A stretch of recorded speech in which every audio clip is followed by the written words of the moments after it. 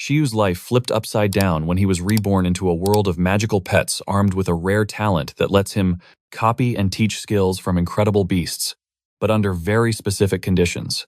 Can he truly become the strongest pet tamer of all? Let's find out. The story kicks off with Shiyu sleeping peacefully, until a book bonks him right on the head. As he comes to fragmented memories of a deadly accident in some ruins flood his brain. He figures he was rescued but is completely baffled by the unfamiliar room. In front of him, a mirror. And as he looks, he's shocked to see a totally different person staring back. It finally dawns on him. He's been transmigrated. Just moments ago, he was a brilliant young archaeologist. Now he's just an ordinary high school kid. His eyes scan the room and land on a strange book. Picking it up, he realizes it's a guide to taming beasts. As he flips through, memories from his new body start to pour in. He learns he's not on Earth anymore, but on a planet called Blue Star. In this world, animals, plants, even mountains and rivers can evolve into powerful, intelligent beings. To an Earthling, they'd be straight-up mythical creatures. Humans here wield a special power called taming, letting them control these beasts. Through meditation, tamers create entire dimensions in their minds to capture and train these extraordinary creatures. Thanks to this power, humanity entered the grand taming era. Tamers are the world's elite, but the wilderness outside the cities is ruled by terrifying beasts that sometimes go on a rampage. Shiyu remembers that his current self lost his family in one of those monster attacks. With the picture becoming clear, he fully accepts his transmigration. But honestly, he's not that impressed. Compared to his old life, he's a complete nobody. Still, he's determined to make it work. He checks his status and, yup, just an intern breeder at the Glacier City Pet Center. Shiyu sighs, picking up the guide to interning at breeding bases, recalling his student loan, and the tough life of an orphan who became a low-level worker. But despite the bad hand he's been dealt, decides to focus on today's tasks. First up, feed the snow wolves. Alone. Then, in the afternoon, he'll help his team transport, feed, and track the growth of some green cottonworms. He knows snow wolves are carnivores with scary violet eyes. Shiyu isn't sure he can handle them, but figures if an intern can do it, it can't be that bad. Right, he remembers acing his theory classes and possessing a unique taming talent, telepathy. It lets him communicate with pretty much anything. While not a combat skill, telepathy is great for research and diplomacy. Shiyu decides he'll get creative and try to befriend the wolves. Practicing his daughter power, he activates his taming dimension, a sparkling radiant cube. Inside, he finds a floating book with a gem at its center. Could this be a second talent? He eagerly opens it, revealing the Skills Handbook. This super rare talent lets him copy and teach skills from other creatures, but there are rules. He has to witness the skill, touch the beast, and do both within an hour. Teaching skills also costs stamina and depends on the beast's compatibility. Even with these limits, Shiyu knows the Skills Handbook is a game-changing cheat code. He quickly reviews the taming basics. A tamer's power depends on their pets, talents, knowledge, and skill, mastery. Closing the book, he realizes his double talents are an insane stroke of luck. Shiyu tries to figure out how he has two talents and comes up with a theory. Shiyu of Blue Star had the Skills Handbook, while Shiyu, the transmigrator, brought telepathy with him. With that settled, he calms down, realizing that having two talents is a huge bonus. Thinking positively, he decides to use every advantage he's got, but his thoughts are cut short by a loud beeping. Oh right, he's going to be late. Shiyu remembers his daily missions and rushes off to his internship, thinking about those hungry snow wolves. Dressed in a camo suit and a blue scarf, he zips over to the facility on an electric vehicle. Once there, he starts looking for the snow wolf chow. He finds some Iceborne brand boxes and takes a peek. Inside is fresh marbled meat that looks absolutely delicious. Shiyu can't help but think that the pets on Blue Star eat way better than most people. As he lifts a box, 3 of his coworkers walk by. Hey, going to feed the snow wolves? They ask. They warn him that the wolves aren't exactly friendly, and even joke that he might need some healing dandelion clumps. Or just in case. Seeing Shiyu's worried face, they reassure him. Nah, don't worry about it, as long as the Wolf King is there. His coworkers just laugh it off and offer to help, but Shiyu thanks. And with a final wave, they send him on his way. As Shiyu hauls 3 boxes inside, Shiyu heads off. He enters another building, climbing a ramp to the snow wolf breeding grounds. His top priority, figure out this bizarre new world. Making friends can wait until he's not totally lost. The breeding area was a frozen landscape of white mountains. Unloading the meat, Shiyu took a moment to think, but suddenly, 2 snow wolves appeared behind him. Their violet eyes gleamed, spotting fresh prey. A chill ran down his spine. Was it the cold or pure terror? The wolves let out a terrifying roar, startling him. Shiyu whipped around and screamed. An entire pack of snow wolves towered over him. Then his brain rebooted. A critical info dump flooded his mind just in time. Shiyu now knew that snow wolves have an ice attribute and are high-level transcendent beasts. Evolved in the mountains, they can shatter steel and hunt unseen in blizzards. Their known skills: freeze, crunch, icy slash, and cold breath. He wasn't sure if this knowledge made him feel better or worse. Using his telepathy, he tuned into their thoughts. Bad idea. The wolves were absolutely starving. So hungry, in fact, that Shiyu himself was starting to look like a 5-star meal. With mischievous grins, they closed in. Shiyu began to wonder if telepathy was a gift or a cruel joke. Was he here to feed them or to become the food? Their sparkling violet eyes were locked on him. He clutched the box of meat tightly. Desperate, Shiyu yelled for the Wolf King. He remembered someone saying it would be fine as long as the king was around. And just like that, a powerful, commanding howl echoed through the mountains. From behind the pack emerged an enormous wolf, dripping with gold bracelets and bands. The Wolf King. It strode boldly towards Shiyu and the other. Wolves immediately sat down, clearing a path. The majestic sight left Shiyu completely frozen. The Wolf King got closer, lowering its nose to Shiyu's forehead. The cold touch made him wonder, was this the king's way of marking him, leaving his scent as a sign of approval? While Shiyu was just relieved it was a nose boop, and not, something messier. But before he could even process it, the Skills Handbook materialized out of thin air. He hadn't even summoned it. The handbook flew open on its own, a ball of light glowing in the center. A new entry appeared, the Wolf King's skill, Intimidation. A high-level mental skill. It could scare, command, or even often knock out weaker foes with just its aura. Shiyu stared at the book, realizing the Wolf King had just shown off an incredibly rare and powerful ability.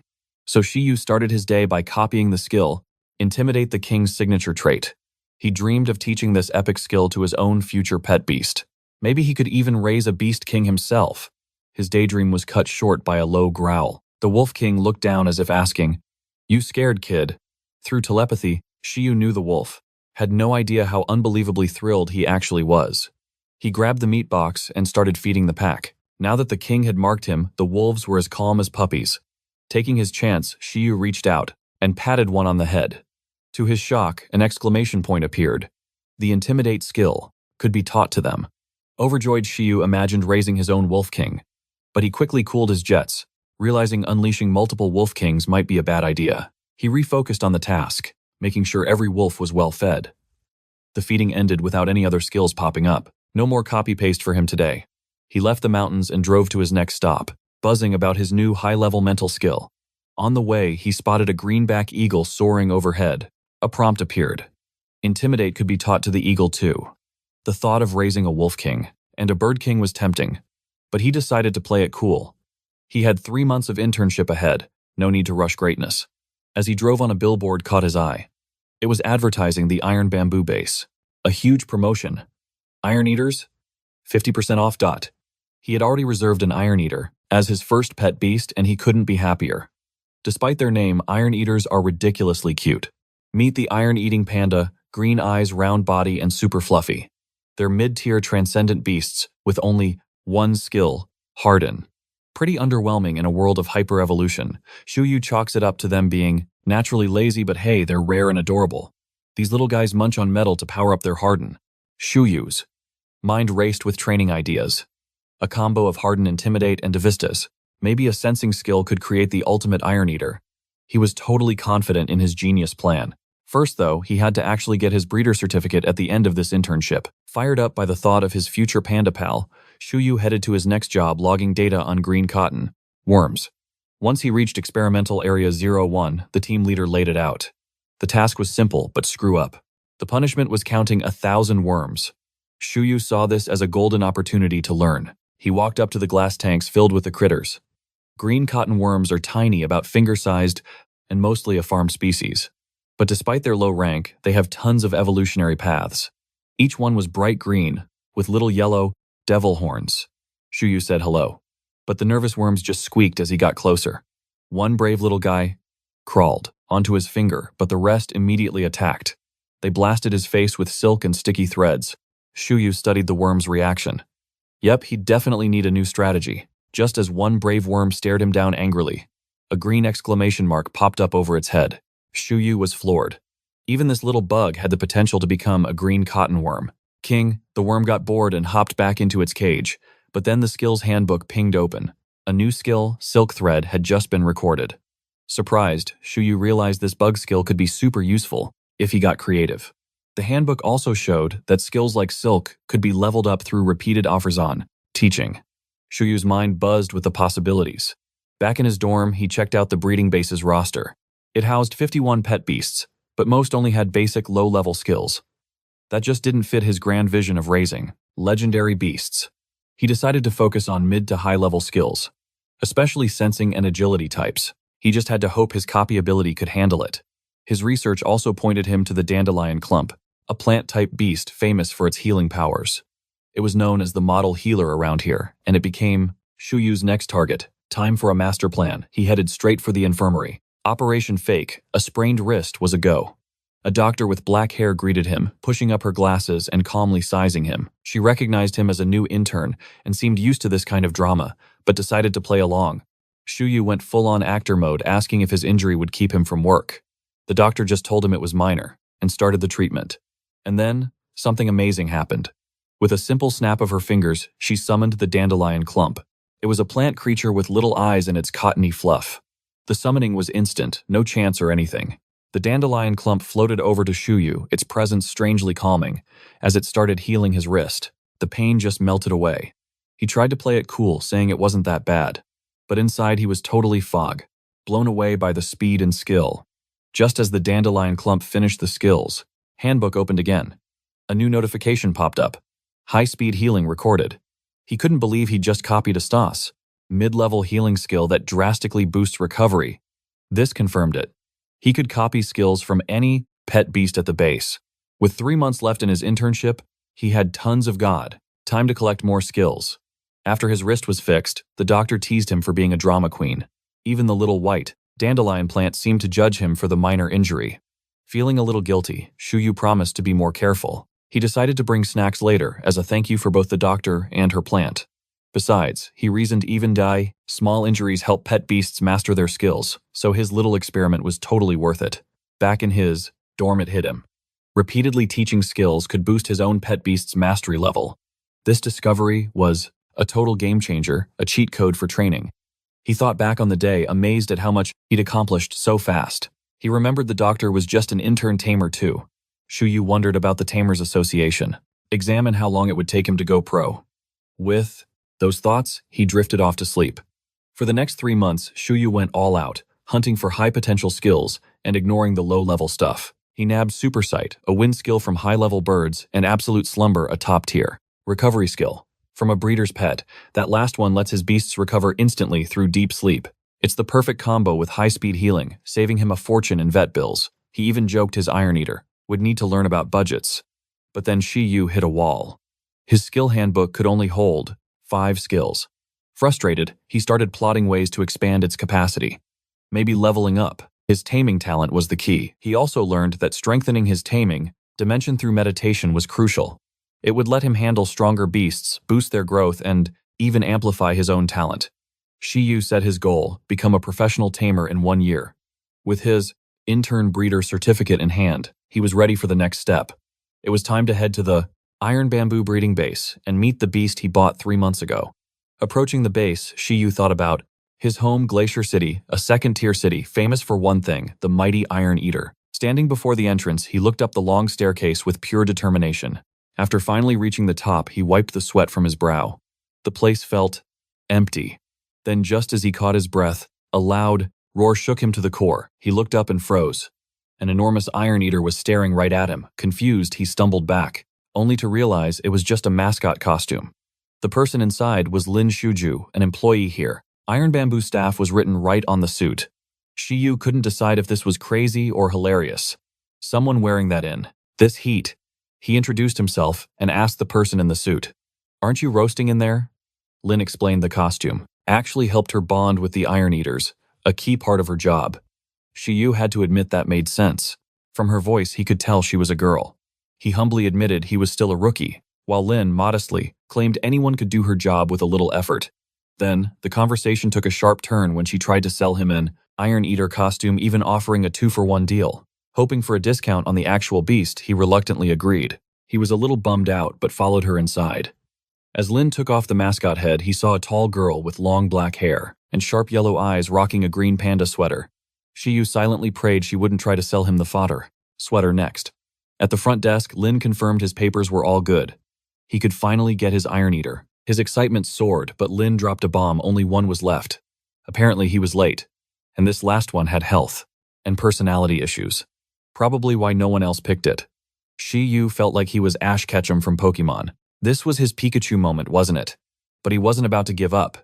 He followed Lynn into the Iron Eater's peaceful habitat. The place was incredibly serene, with a forest and a river flowing below a walkway. Lynn explained that Iron Eaters get super lazy in the heat. The bigger they are, the more they sleep, while the smaller ones stay active.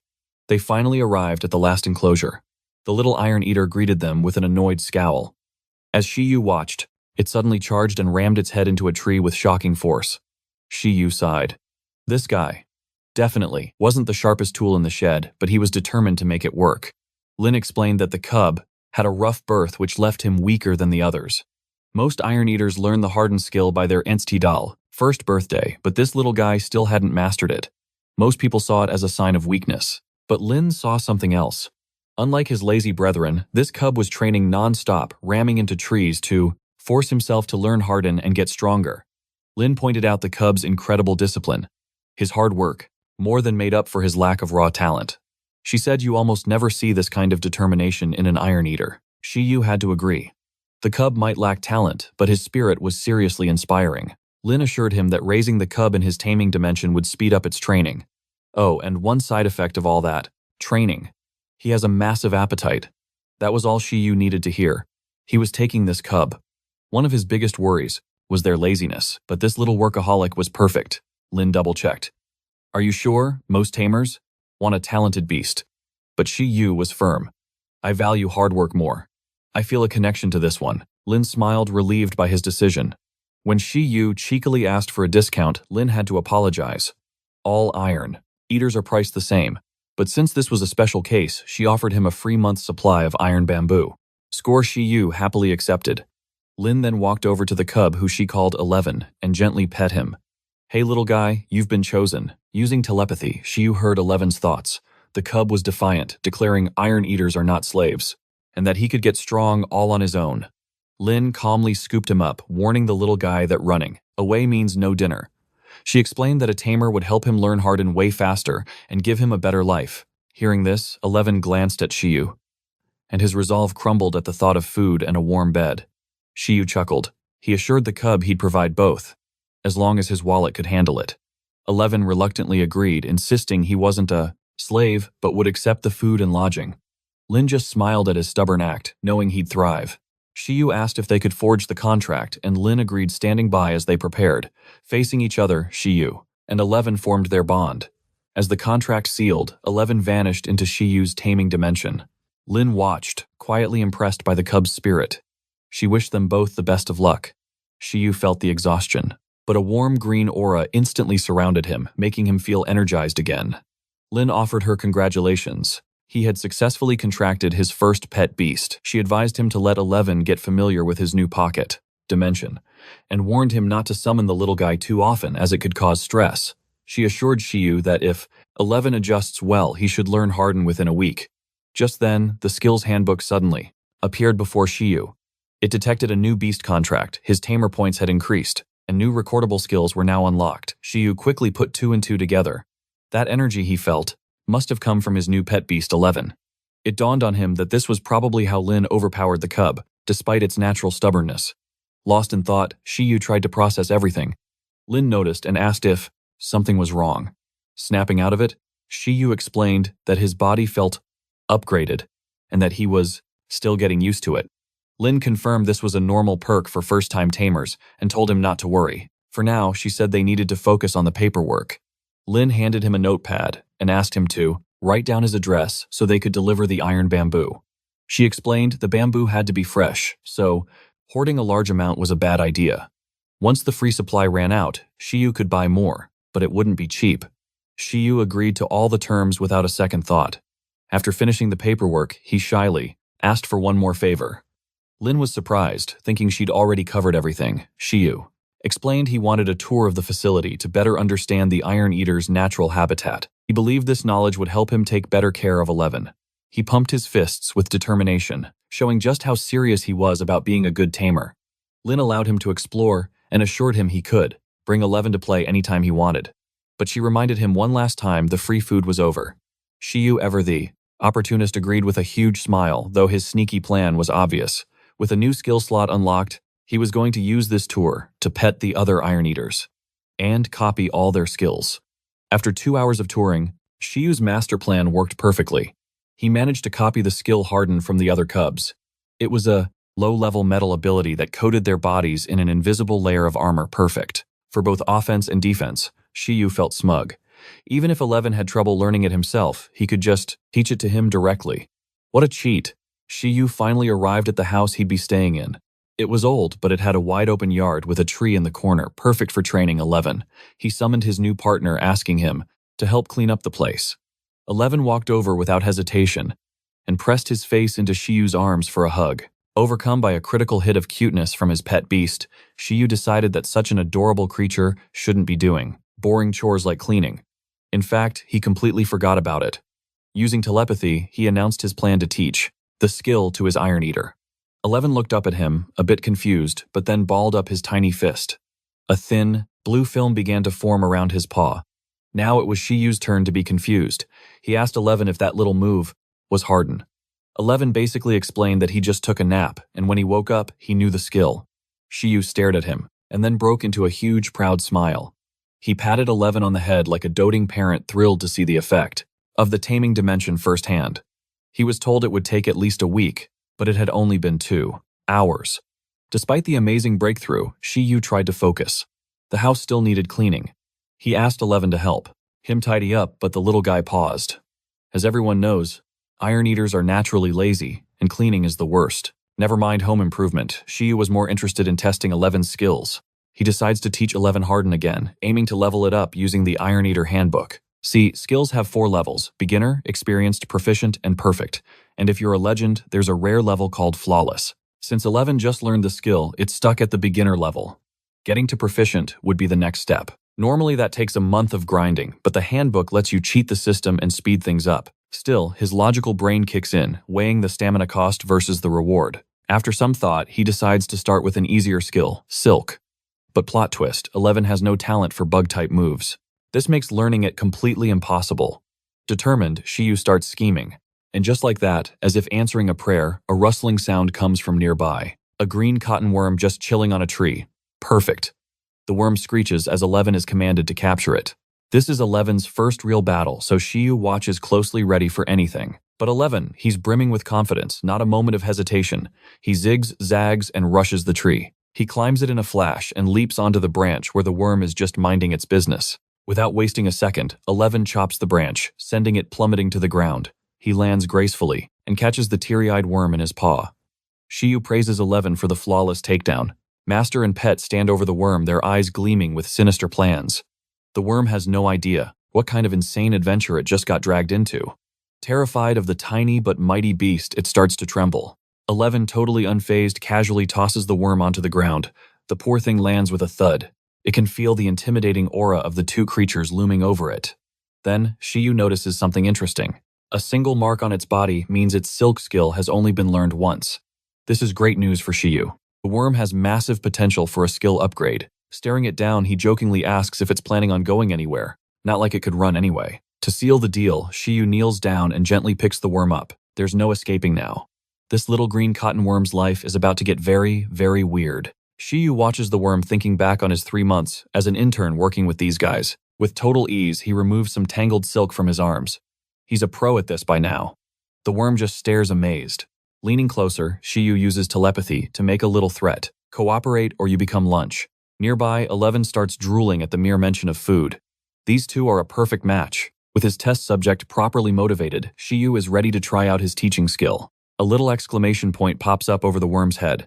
The silk skill is teachable. He places it in his palm. The Skills Handbook appears and light begins to gather around them. The worm is in for a surprise. It freezes as the process begins, while Shiyu is suddenly hit by a wave of exhaustion, hunger, and sleepiness. But he stays focused and notices a second stripe appear on the worm's back. Mission success. The worm seems to be downloading a lifetime of silk-making memories, which explains why it looks so dazed. When it's over, the worm looks stronger, more confident. It leaps from Shiyu's hand and unexpectedly binds his hands mid-air with brand new upgraded silk threads. But instead of being annoyed, Shiyu is proud. The quality is amazing, and though it's no match for his strength, he admires the little guy's guts. The worm, feeling defeated, gives up. Shiyu can see its silk skill has gone from beginner to experienced. The silk it produced is just as good as the stuff from the best worms at the breeding base. But oddly, the worm hasn't grown in size. He wonders if the level up was due to the worm's talent, or if his teaching power did all the work. Either way, the experiment was a huge success. Exhausted but satisfied, Shiyu thinks about teaching another skill. He opens the handbook, only to find the teaching feature is locked for 8 hours.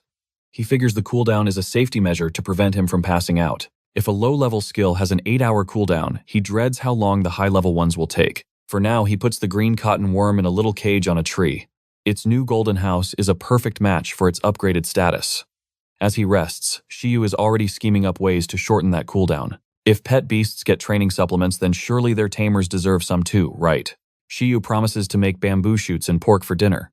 As expected, 11 starts drooling on the spot. Shiyu tells him to rest up, but the little panda isn't having it, getting instantly annoyed. Feeling way behind on his skills, 11 insists on training immediately, no excuses. Shiyu realizes what Lynn said was true. This isn't your average Iron Eater. Does he think he has to work for his food? After one last try to get him to chill, Shiyu gives in. Practice time it is. And just like that, 11's mood flips. Once outside, Shiyu realizes they have zero training equipment. 11 just points to the house walls.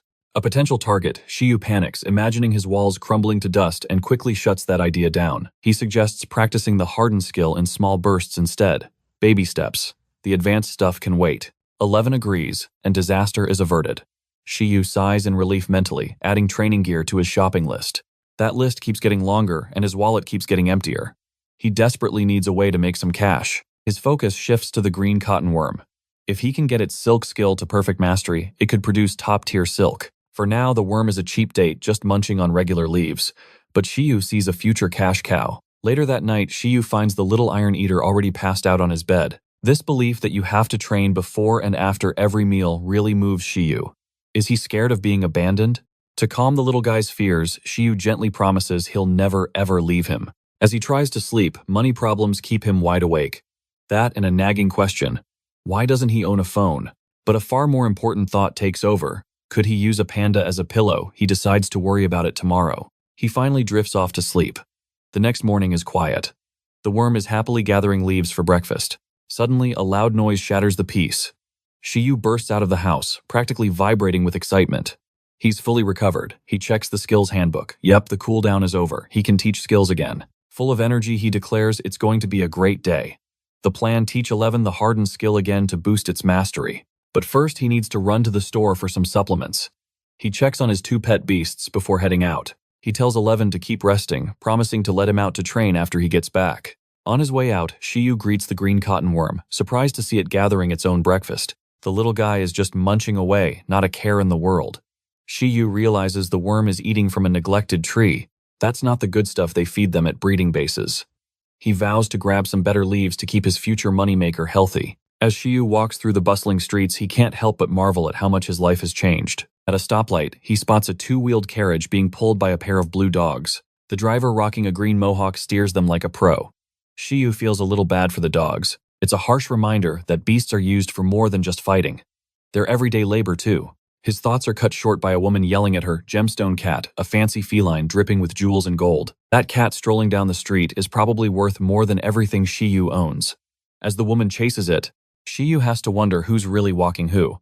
He remembers that these cats usually need a tamer to control them, but this one seems to be running the show just fine. He also recalls their optical skills evolve with a cat's eye gemstone. That makes them incredibly valuable, and the gemstones themselves are even pricier. And just like that, another business idea pops into Shiyu's head. Gemstone cats could be a gold mine. He finally reaches the 100 Herbs Hall, where a clerk with curly green hair greets him. Shiyu asks about selling silk. The clerk explains they only buy high-grade stuff from worms raised on a specific diet. He hands over a guide with all the requirements and prices. Shiyu's eyes light up at the potential profit. He immediately starts calculating how much he could earn. But then reality hits. With his tight budget and monthly loan payments, he knows his inheritance money won't last forever. He's got maybe a year. If he fails as a tamer by then, he'll have to get a normal job and probably give up 11. Shaking off the dark thoughts, he refocuses. Getting the worm's silk skill to perfect mastery is his #1 priority. High-quality silk could be the steady income he desperately needs. The clerk just watches him lost in thought. He's asked about selling silk, but Shiyu politely turns it down, buying some medicine vials instead. After his shopping trip, Shiyu drags himself home, totally wiped out. A cell phone and some wheels get added to his ever-growing shopping list. He drops the groceries on the table and inspects his new purchase, Mingjin capsules. They're made from plant-type transcendent beasts. These things are famous for crushing fatigue and boosting physical strength. Tamers pop them after battles. For Shiyu, they're a total luxury. He knows he's got to ration every single one. After a good night's sleep, Shiyu summons 11. The little guy eagerly stretches, ready to conquer the day. Shiyu can literally feel the good vibes radiating from the taming dimension. 11 fully charged clenches, his fist itching for a workout. He announces he wants to train for 6 hours. Just a very specific 6 hours. Shiyu sighs, telling him to chill out. He stresses the importance of a work-life balance. 11, however, just gives him a blank stare. The concept completely flies over his head. Shiyu tries to explain it to him. The energy for the taming dimension comes from him, and while he appreciates 11's gung-ho attitude, there's a limit to Shiyu's power. Using the Skills Handbook and powering up the dimension takes a huge toll on his body. Shiyu realizes a terrifying truth. To 11, anything that isn't training is just a waste of time. He starts to worry about his own stamina with this little workout fanatic. Shiyu immediately starts planning the next lesson, teaching him absolute slumber to help him recover. Meanwhile, 11 is just rolling around, completely consumed by his desire to train. He even starts shouting about it. Shiyu cuts him off, saying they'll level up his hardened skill first, then they can talk about absolute slumber. With a grin, Shiyu pinches 11's cheeks and activates the Skills Handbook to reteach Harden. A bright light gathers between them. The lesson begins with the green cotton worm watching in shock from its cage. As the process gets more intense, 11's face twists dramatically, and he lets out a mighty roar, clearly feeling the power-up. Afterward, Shiyu feels the drain, but it's manageable, just like yesterday. He wipes the sweat from his brow. He spots the dark circles under his eyes and decides to pop one of the Mingjin capsules. The moment he swallows it, instant relief. His fatigue just melts away. Looking over at 11, Shiyu sees his pet is bursting with new energy. The little guy lets out a victory cry, raises his arm, and with a sudden, powerful move, he slams his fist straight into the ground, shattering the floor. Shiyu freaks out, screaming, "What are you doing?" 11, however, is perfectly calm, looking mighty impressed with his own raw power as he points at the wreckage. Shiyu, caught between fury and awe, explains that his hardened skill has hit the experience level, giving him a massive combat boost. But while the progress is great, he's still furious about the hole in his floor. 11 looks at him eagerly like, "What did you do to me?" Shiyu crosses his arms. "Still in such a rush to train, huh?" 11 copies his pose, then looks down, bummed out.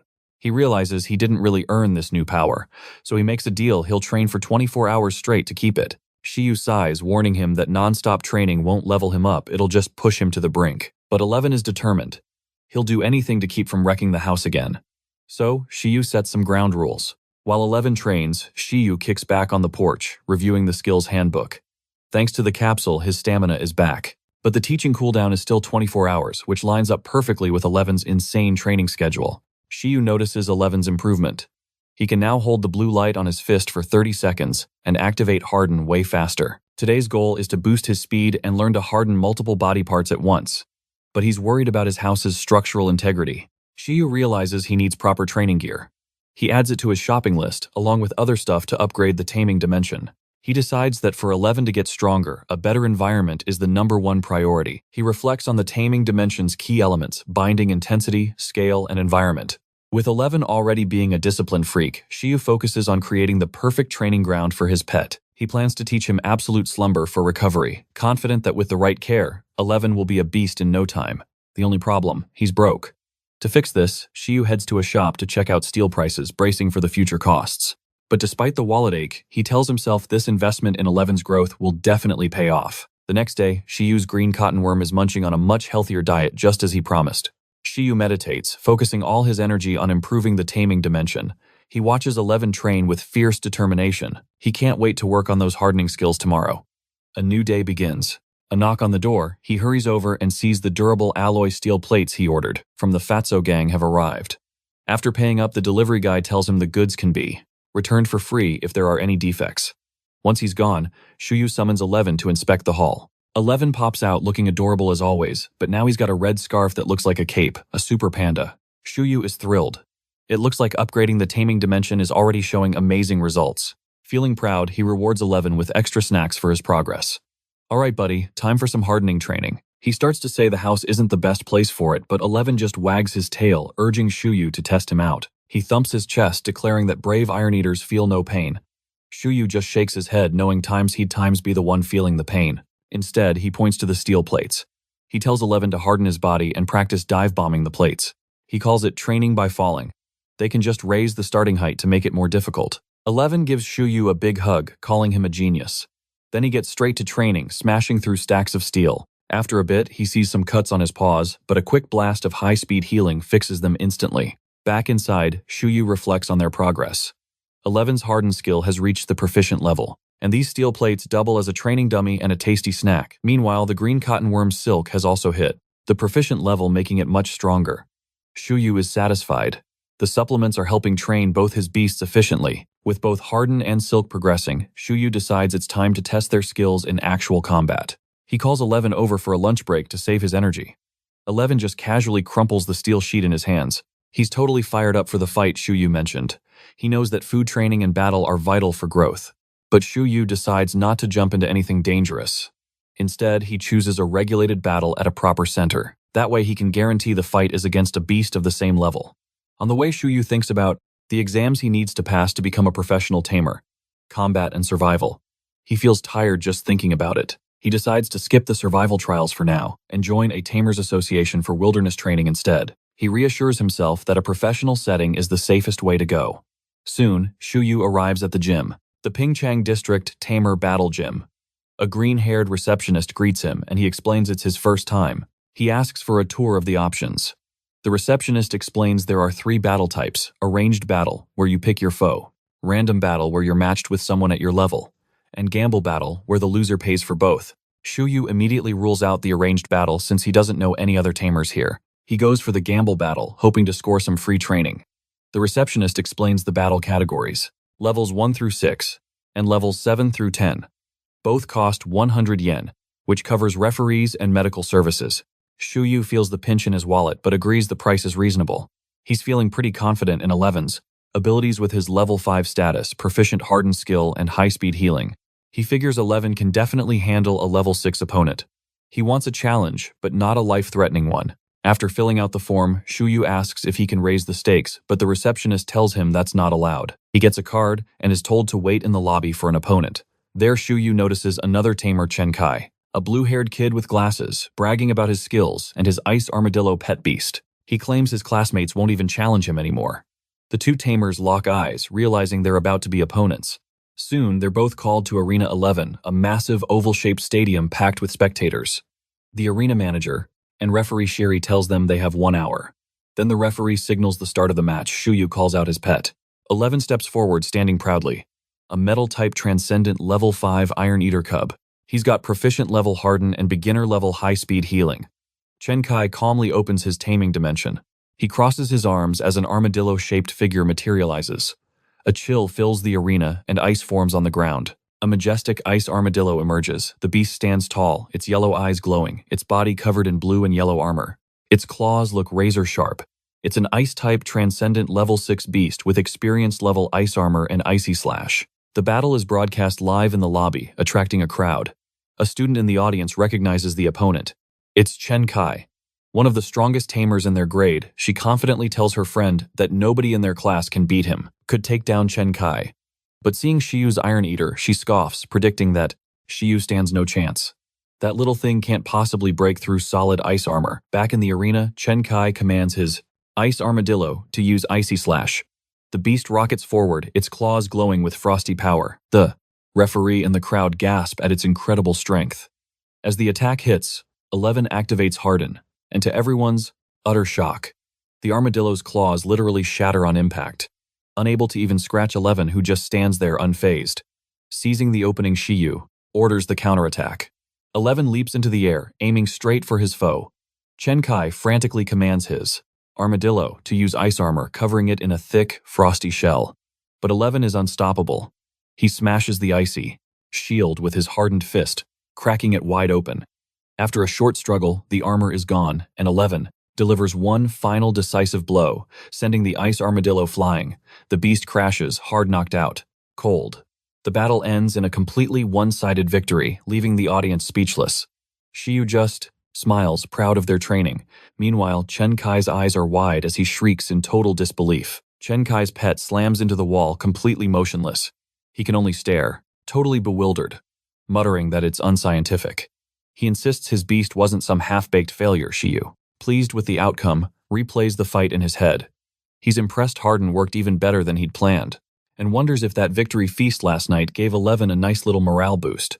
The referee walks over to check on the unconscious armadillo. Shiyu is so confident the thought of it getting back up never even crossed his mind. His thoughts are already on finding tougher opponents for the next round. The ref is just as stunned, wondering if 11's Harden was truly at the proficient level. Especially for a level 5 Iron Eater, both Shari and Chen Kai sit in stunned silence, processing what just happened. In the lobby, Yu A and her friend are in shock.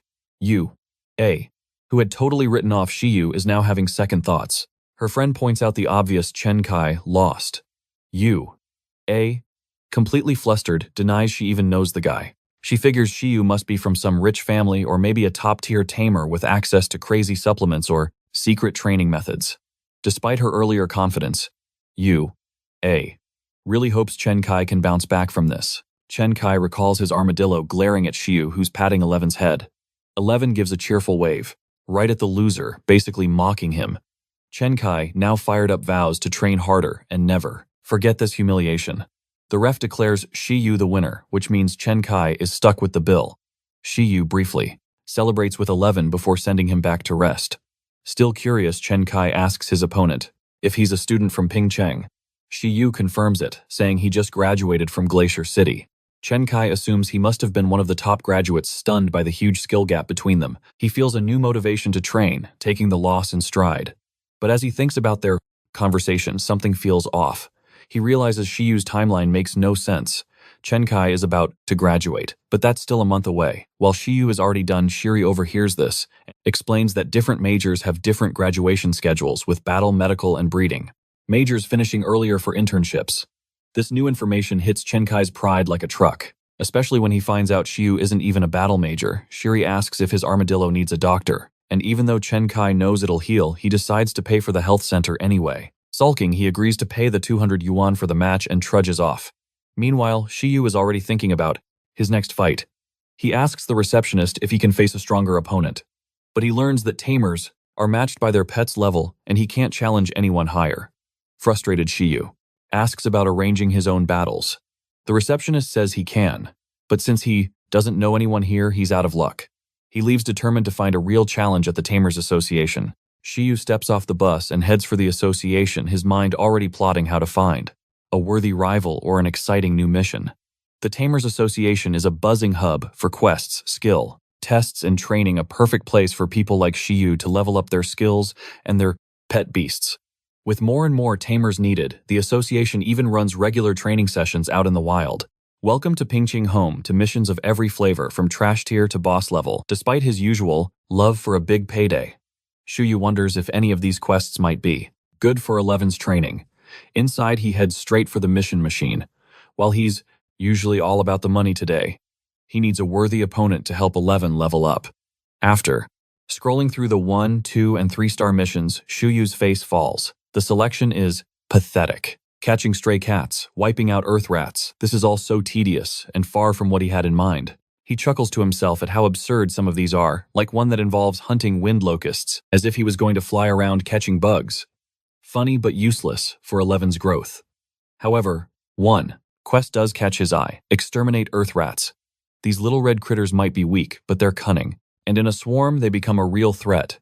Shiyu sees this as the perfect chance to train 11's reflexes. He pictures it like a high-stakes game of whack-a-mole, perfect for boosting 11's agility and precision skills that would be priceless in future fights.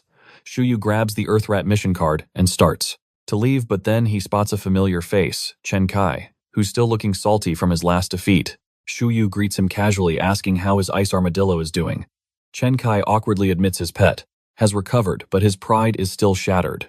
When Shiyu asks if he's taking a mission, Chen Kai gets curious. He wonders what kind of epic quest a pro like Shiyu would even consider. Shiyu just flashes him the Earthrat mission card. Just gonna exterminate some pests. Chen Kai is stunned that Shiyu plans to go it alone. He points out that Earthrats are notoriously slippery, explaining that most tamers form parties to hunt them. To Shuyu's surprise, Chen Kai enthusiastically suggests they team up and tackle the mission together. Shiyu is about to politely refuse, but Chen Kai reassures him that he'll recruit 2 of his classmates, making a 4-person team. He even starts laying out a grand strategy, assigning roles for stalling, distracting, and attacking. You'd think they were preparing for a dragon, not some rats. After a moment, Shiyu agrees. A whole swarm of Earthrats could be a real pain to handle solo. Plus, teaming up would be good practice. It could also help him build some connections which might be useful later.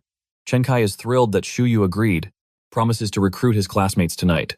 Meanwhile, Shiyu heads to the 100 Herbs Hall to stock up. The clerk, recognizing Shuyu's frequent visits, hands him several boxes of clearing capsules with a worried expression. Shiyu smooths it over, explaining that 11 has been working really hard and has been feeling a little sick. A quick lie to cover up his frequent supplement purchases. He makes a mental note to find a new supplier soon to avoid looking so suspicious. After a long day, Shiyu gets home to find 11 happily munching on bamboo, still pleased about their earlier victory. Shiyu quickly eats, satisfied with their success, but his mind is already on their next move. He looks at 11 with determination and announces it's time to learn a new skill. He playfully pinches 11's face, but the little guy seems down, feeling his strength should come from his own hard work. Despite his pet's hesitation, Shiyu wastes no time and begins teaching him the super sight skill. Shiyu explains that super sight will boost 11's vision, giving him incredible sight even at night. In an instant, Shiyu teaches the skill, leaving him exhausted as 11's eyes flare with a green light. Curious about his new power, the Iron Eater walks to the door to test it out. The results are immediate. 11 can see perfectly in the dark and decides this skill will be a great addition to his training, allowing him to work even harder at night. Meanwhile, Shiyu is struggling with the toll of teaching the skill. He sees the cooldown has been extended to 48 hours, and he feels the strain on his body. While he secretly wishes for a good night's sleep, 11 is already eager to put his new ability to use. Though tired, Shiyu is glad to see his pet's enthusiasm. Elsewhere, Chen Kai is busy, making arrangements for their mission. He opens a group chat looking for volunteers to join their team, and is shocked when Yuan, the pink-haired girl from before, privately messages him, admitting she watched the whole battle. Chen Kai, eyeing 11's power, was eager to learn Shuyu's training secrets, and Shiyu saw the perfect opportunity. So Chen Kai invited Yua to their party, telling her to bring a friend with a control-type pet beast. The next morning, Shiyu met Chen Kai at the Tamers Association, looking completely drained but trying to play it cool. He was pretending to be fine when the rest of the team arrived, Yua and her friend Yu Jingjing. But Shiyu was not prepared for what happened next. They both bowed low and called him master. The air turned instantly awkward as Shiyu tried to reassure a mortified Yua. She felt the massive skill gap between her Iron Eater and 11. To break the ice, each team member began to introduce their beasts. Chen Kai revealed his level 6 Ice Armadillo. Yua presented her own level 6 Iron Eater, and Yu Jingjing summoned her level 6 Brambles, a plant-type beast with the Entangle skill. Shiyu casually mentioned his Iron Eater was only level 5 but had proficient level Harden. Their jaws dropped. A proficient level Harden on a level 5 beast was unheard of, but Shiyu kept quiet, hiding the insane training and effort that made it possible. With intros done, the team officially registered their mission. They boarded the bus to Pingi Village, and during the ride, Chen Kai learned something shocking. Shiyu wasn't a battle major, he was a breeding major. Shiyu explained that he found fighting and killing to be distasteful. To him, mastering the art of raising pet beasts was the true path to long-term power. He even claimed his breeding expertise is how he trained 11's proficient level Harden. As the bus arrived, the team was warmly welcomed by the villagers of Pingi Village and handed bright green jumpsuit uniforms. The cheerful atmosphere lifted everyone's spirits. Taking the lead, Shiyu got them ready for the task ahead. He ordered the team to summon their pets, preparing to use 11's super sight to find the earth rats. Yu Jingjing excitedly asked if 11 also came from the iron bamboo breeding base. Shiyu simply nodded, confirming it. But Yua wasn't satisfied. She voiced her own theory, speculating that Shiyu must be an apprentice of the Bamboo Rock Gym, a prestigious training center for Iron Eaters. But to her dismay, Shiyu just shook his head, denying it. Yua explained that the Bamboo Rock Gym is led by Grandmaster Tamer Lynn, a living legend in Pingcheng. He was famous for cultivating Iron Eaters with unique elemental abilities like electric and fire-type moves. Grandmaster Lin was considered the strongest tamer in the entire city, having spent his life perfecting his methods. So, seeing Shuyu's incredible progress with 11, it was only natural for Yua to think they were connected. Yu Jingjing then added that while the Grandmaster is powerful, his daughter Lin Shuju might one day surpass him. She became the youngest professional tamer in Pingcheng, passing her exam at just 18 years old. After enrolling in one of the 9 majors and graduating, her current rank and abilities are a total mystery, but her reputation as a prodigy is legendary.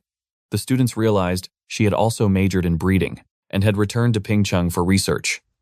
Yua remembered talking with her when picking out her own Iron Eater. Yua recalled Lin's ultimate goal to research if Iron Eaters can evolve further, a task that stumped even her legendary father. But just then, Shuyu's attention snapped back to reality as 11 started growling and pawing at the ground. Shiyu grinned. 11 has found one. Immediately, the group sprang into action. Chen Kai pulled out a pair of binoculars, and with 11's guidance, they pinpointed the target's exact location. Their first target, a level 4 earth rat scurrying across a field with an apple in its mouth. Chen Kai explained that since the rat was isolated, the danger was low, but they had to act fast before it escaped. Yu Jingjing reminded them that earth rats are highly sensitive to temperature changes, not sound or light. Their Iron Eaters and the Ice Armadillo would alert the rat if they got too close. The plan was to send in brambles. It could disguise itself as a plant and use entangle to capture the rat. Without another word, the team put the plan into action. Bramble's vines snaked toward the rat, but the creature was incredibly quick. It ditched the apple and bolted. The Ice Armadillo jumped in front of it, attempting to block its path. But the earth rat leaped over the beast with ease and headed straight for a nearby burrow. It was about to get away. Before it could escape, 11 landed directly in front of the burrow, with an impact so strong it startled the rat. With its path blocked, the rat froze just long enough for Brambles to successfully use entangle. The earth rat was caught. It was surrounded by all 3 pet beasts, but the spotlight was clearly on 11. The other students were stunned. Startled by the sheer force of 11's landing, they realized that even a horde of earth rats would struggle against this monster. With their first target bagged, the Iron Eater squad takes a quick breather. They present the captured earth rat to Shiyu, admitting that without 11 it would have escaped. The group now realizes these rats are way tougher than they first thought. Even Yu Jingjing's brambles, a natural counter, couldn't snatch it on the first try. Chen Kai and Yu give Shiyu a thumbs up, but he knows the real MVP is 11. As they talk, Shiyu is already doing the math. At 10 UN per rat, 100 of these would make it all worthwhile, especially after factoring in the recovery snacks. He decides this mission is just an excuse to train 11's super sight. That alone will make this trip a success. The group cooks up a new plan, split up to cover more ground. They agree to only hunt solo rats and to meet back at noon if anyone stumbles upon a horde. Yu Jingjing, ever the competitor, throws out a challenge to see who can catch the most, firing everyone up. Well, almost everyone. Yui looks miserable knowing she's probably going to be dead last. She's starting to wonder if her Iron Eater and 11 are even the same species. Shiyu and 11 get into position. He telepathically sets the goal 20 earth rats before lunch.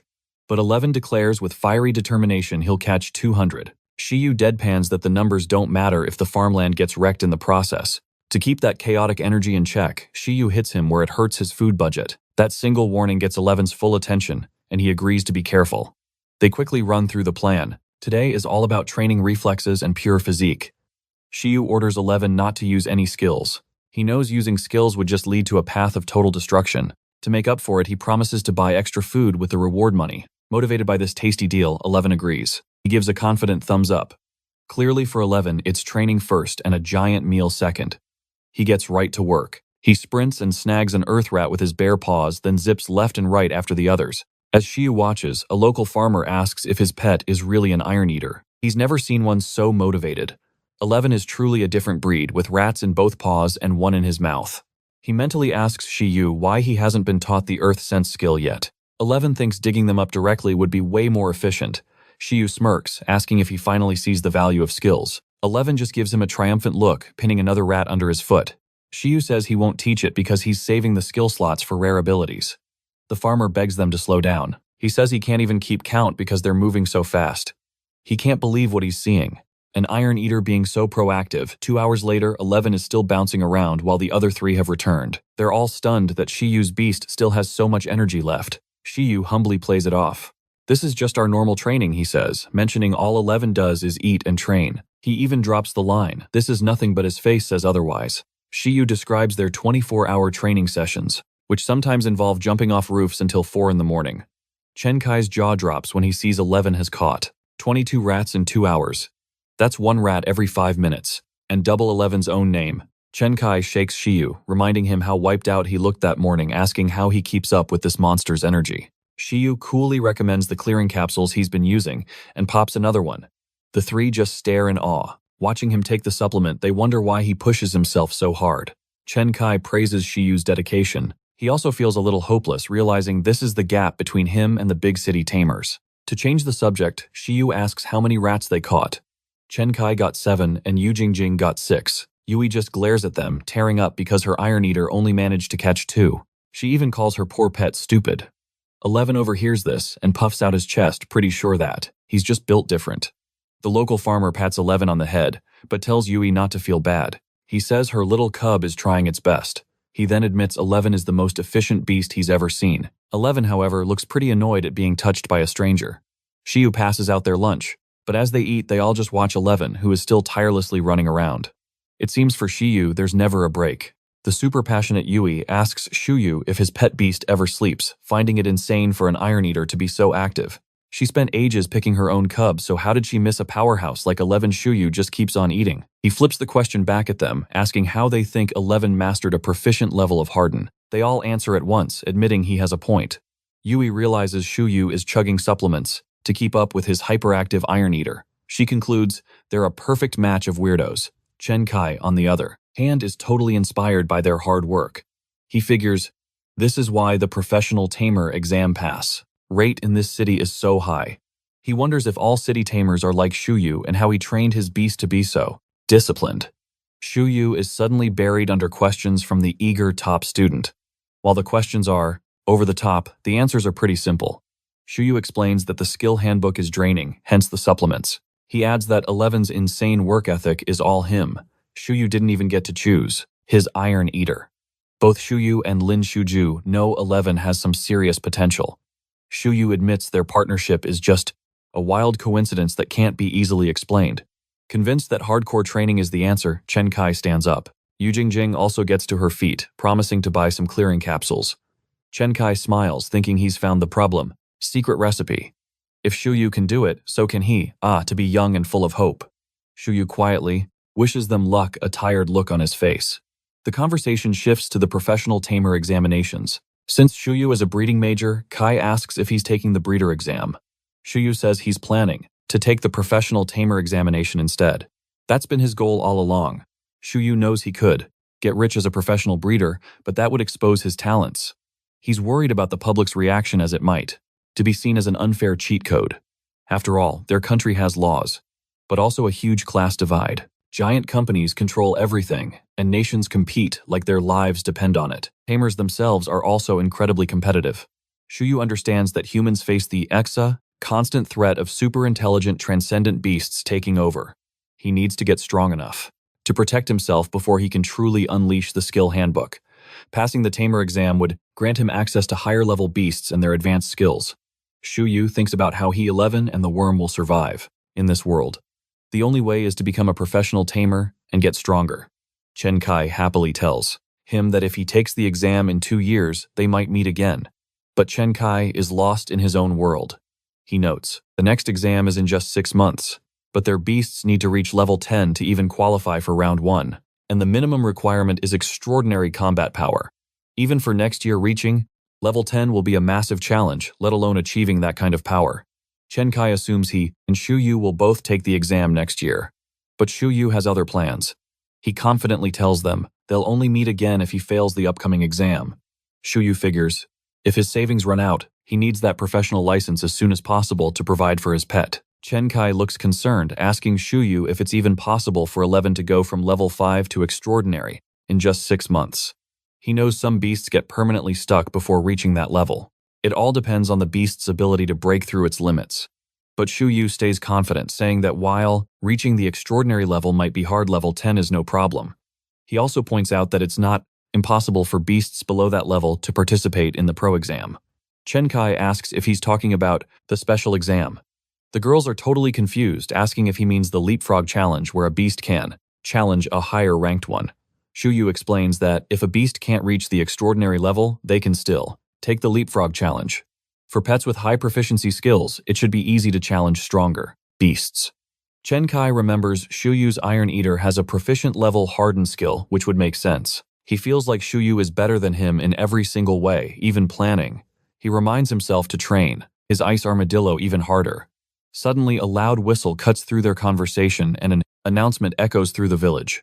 It's a yellow warning signal for an indoor animal tide, meaning a horde of ferocious beasts is approaching the city wall, and their numbers are expected to swell. Citizens are ordered inside. The defense guidelines drop and the village explodes into panic. People scramble to get their work done and grab their stuff. A worried old man urges Chen Kai's group to head home, but our hero needs more info. He presses for details, but the old man just shrugs. All he knows is it's got something to do with the beasts on Snowy Mountain. He warns them that if things get worse, they'll be ordered to evacuate. But Shu thinks it's too early to freak out. Unlike 10 years ago, a massive city wall now stands between the mountain and Pingchang district. The Guardian Corps and the Tamer Association have posts on both sides ready to throw down. Shu's convinced that if a real breach was possible, they would have issued a much scarier code. Chen Kai suggests they go investigate, but Ua shoots him down. We'd just be in the way, and for once, Shu agrees with her. He suggests falling back to the Tamer Association. It's a long-term mission anyway, so they can finish it later, when things are less chaotic. Plus, they can get the latest intel at the association. Back at the Tamer's HQ, the group asks the receptionist what's up. She's clueless about the details, but mentions this is the second code yellow this month. Before that, sinks in a familiar voice, calls out to Chen Kai and Yu Jingjing. They turn, and it's their teacher, Mr. Zhang. He saw Chen Kai's group chat message and came to check on them. Shu is shocked. You have a group chat with your teacher. Mr. Zhang spots the newcomers and asks Chen Kai if they're friends. He confirms they're tamers from another school. Mr. Zhang instantly gets it. They're all worried about the rampage warning. Chen Kai asks just how bad it really is. This lobby is way too loud, Mr. Zhang says, suggesting they find a quieter spot to talk. As they walk, Shu is already 5 steps ahead, realizing his own neighborhood isn't safe and planning for the worst.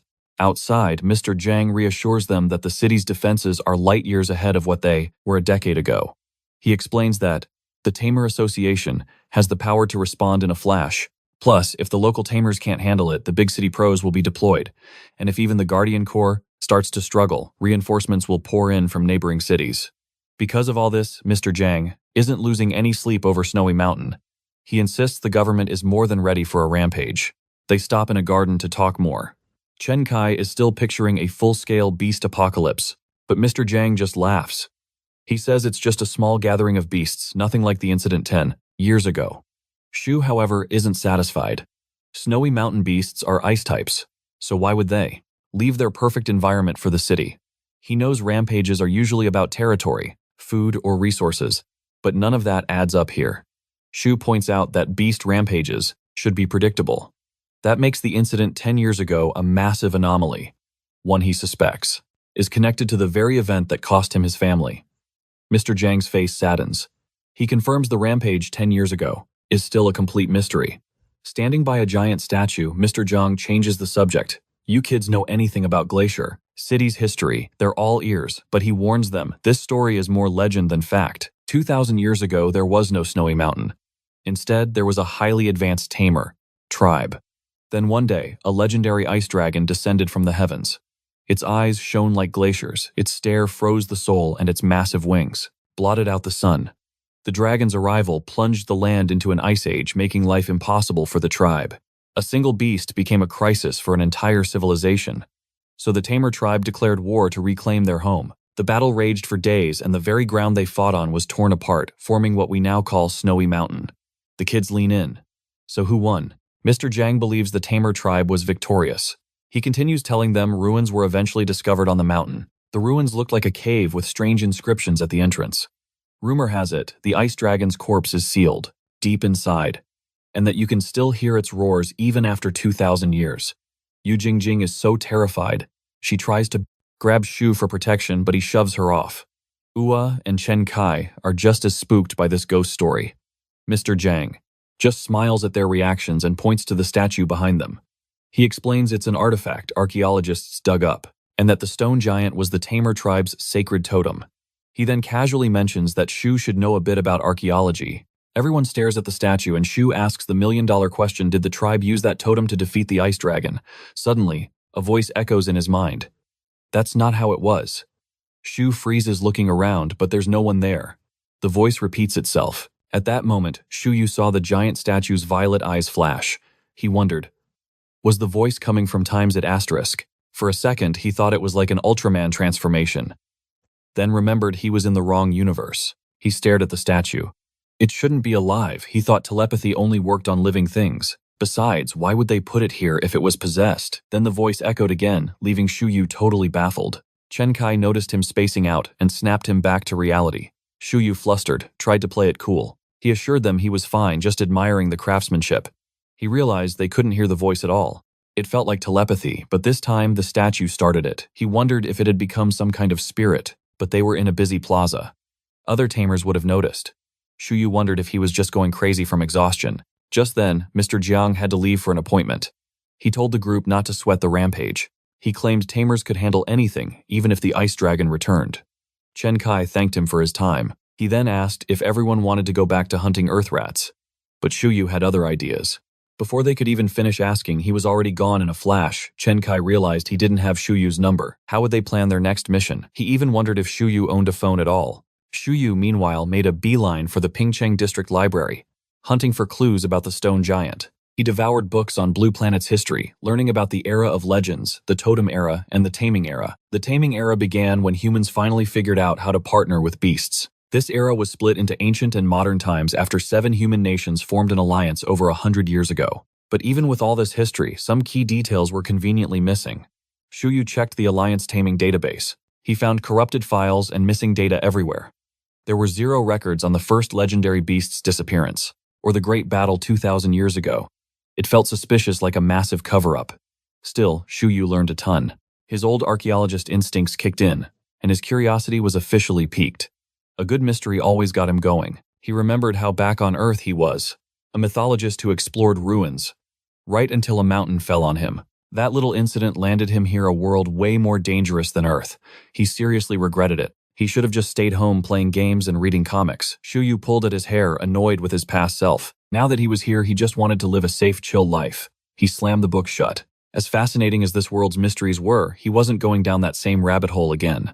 He stood before the statue once more. Using telepathy, he asked if it had spoken to him, and if it had a problem with Mr. Jiang's version of history. The statue gave him the silent treatment.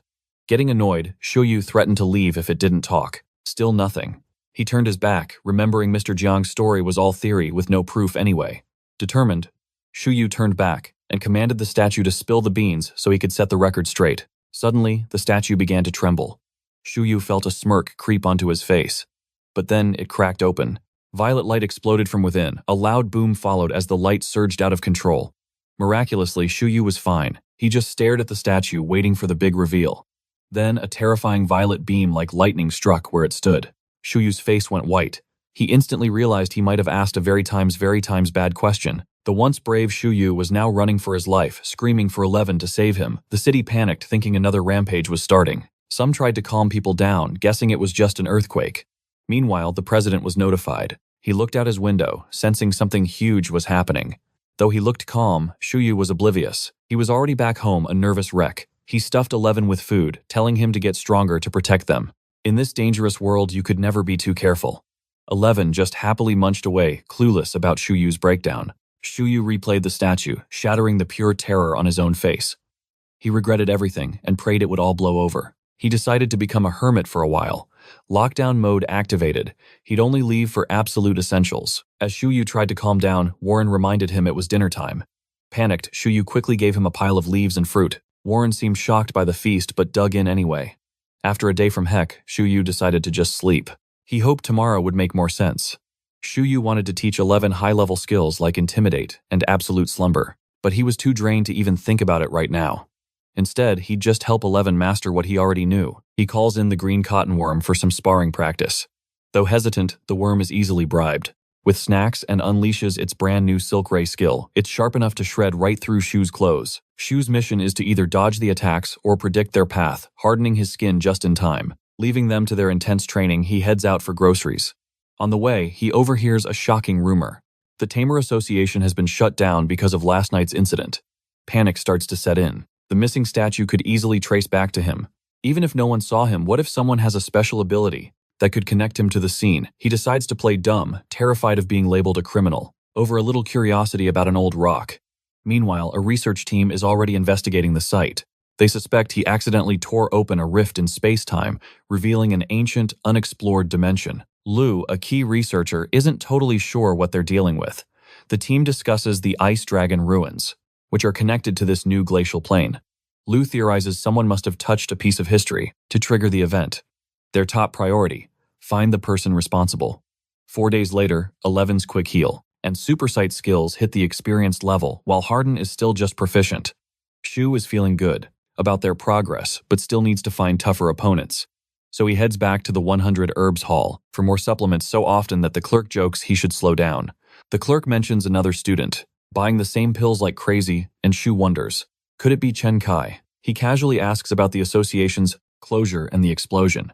The clerk, a total gossip, reveals that a brand new unexplored region just appeared. He says Ping Cheng is about to take off. Utterly confused, Shu asks him to elaborate. The clerk explains that an unexplored dimension has materialized. Shu learns it's an alternate space, much like a taming dimension. These dimensions exist on their own after a tamer dies, becoming tiny worlds, brimming with energy. Even without their master, these places can hold rare resources, and creatures, though they're weaker than active dimensions. Shu breathes a sigh of relief. The situation isn't as bad as he imagined.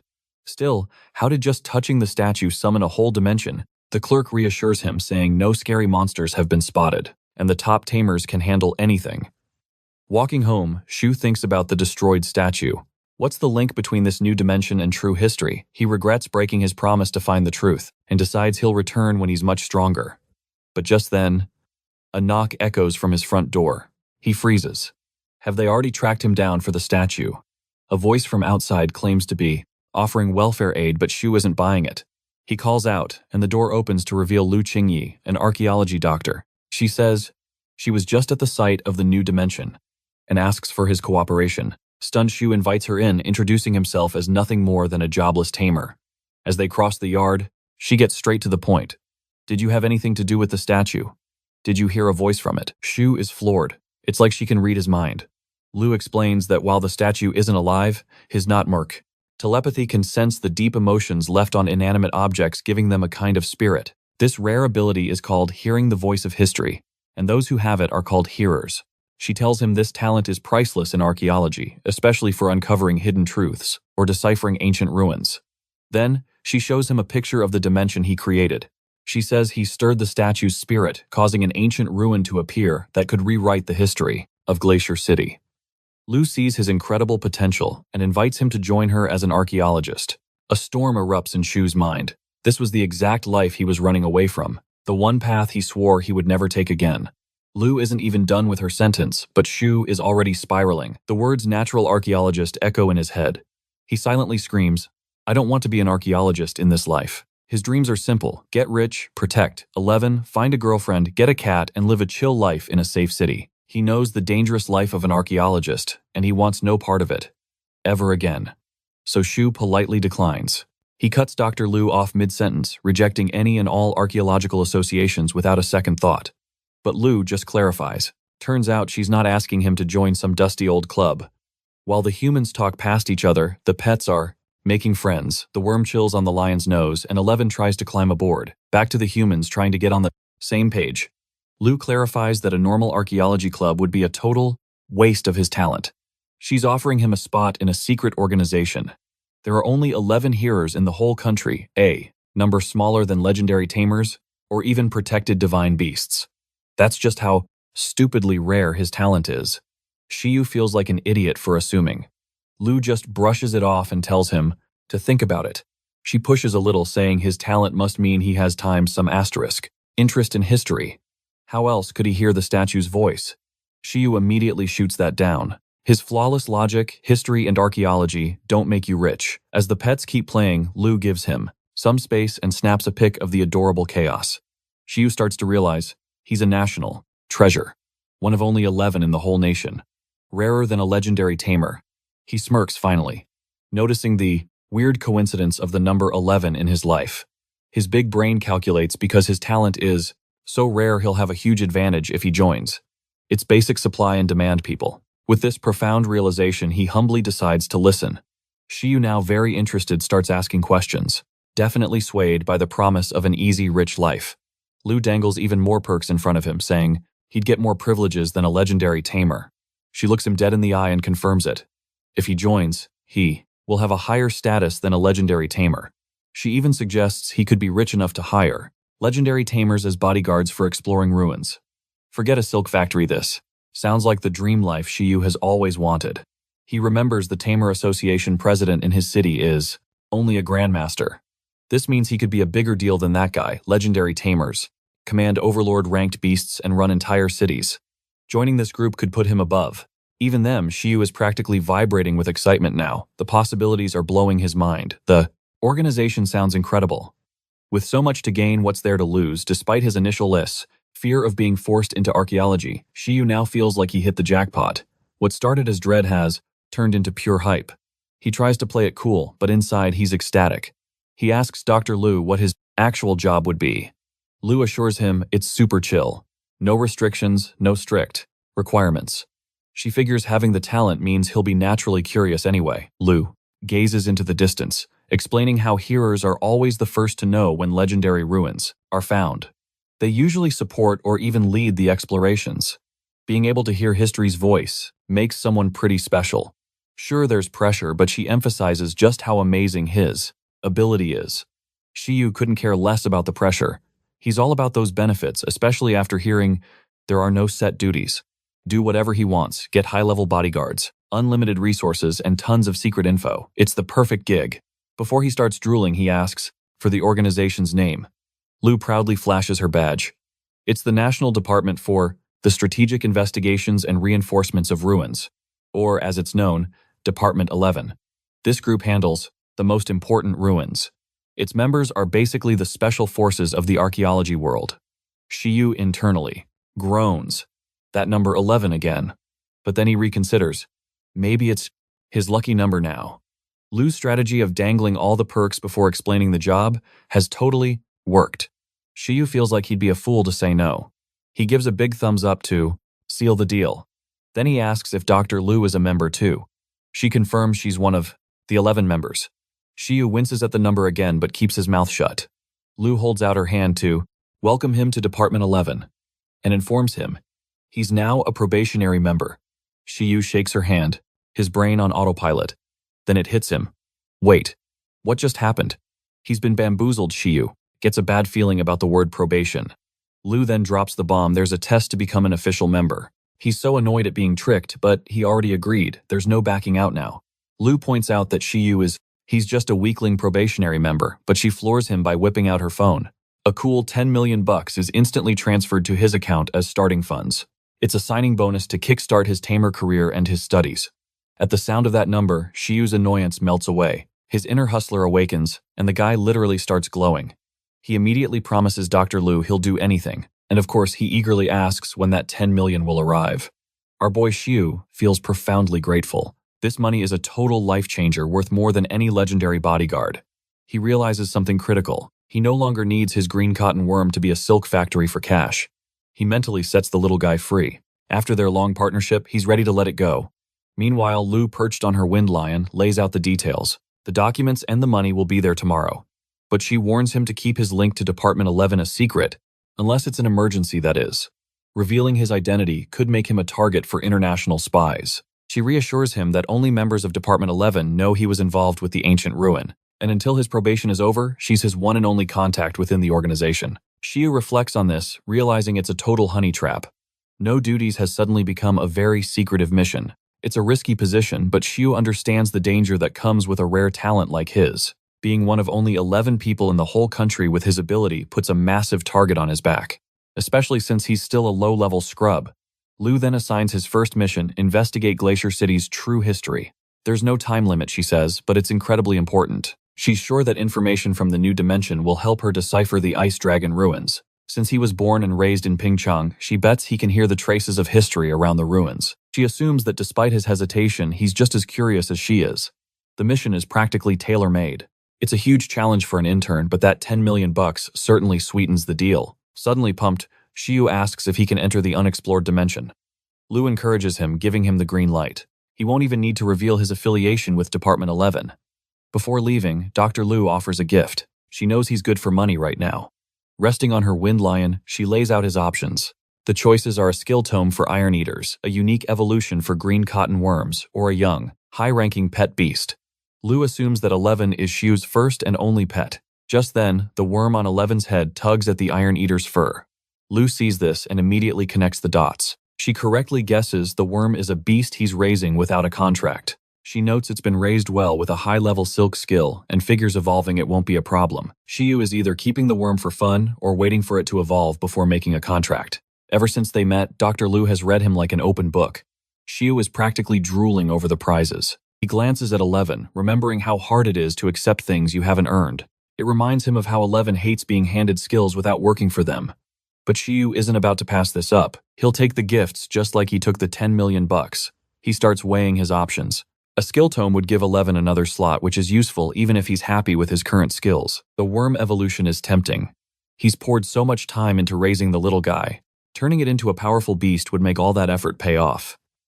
The high-ranking pet is just as appealing. He could use his skill handbook to study and strengthen it. Shiyu then surprises no one by asking the golden question. Do I have to pick just one? Lu stares blankly, shocked by his audacity. Shiyu argues he needs all the resources. To contribute to archaeology, of course. With a deep sigh, Lu reluctantly agrees. He can have all three, but only as an advance on his salary.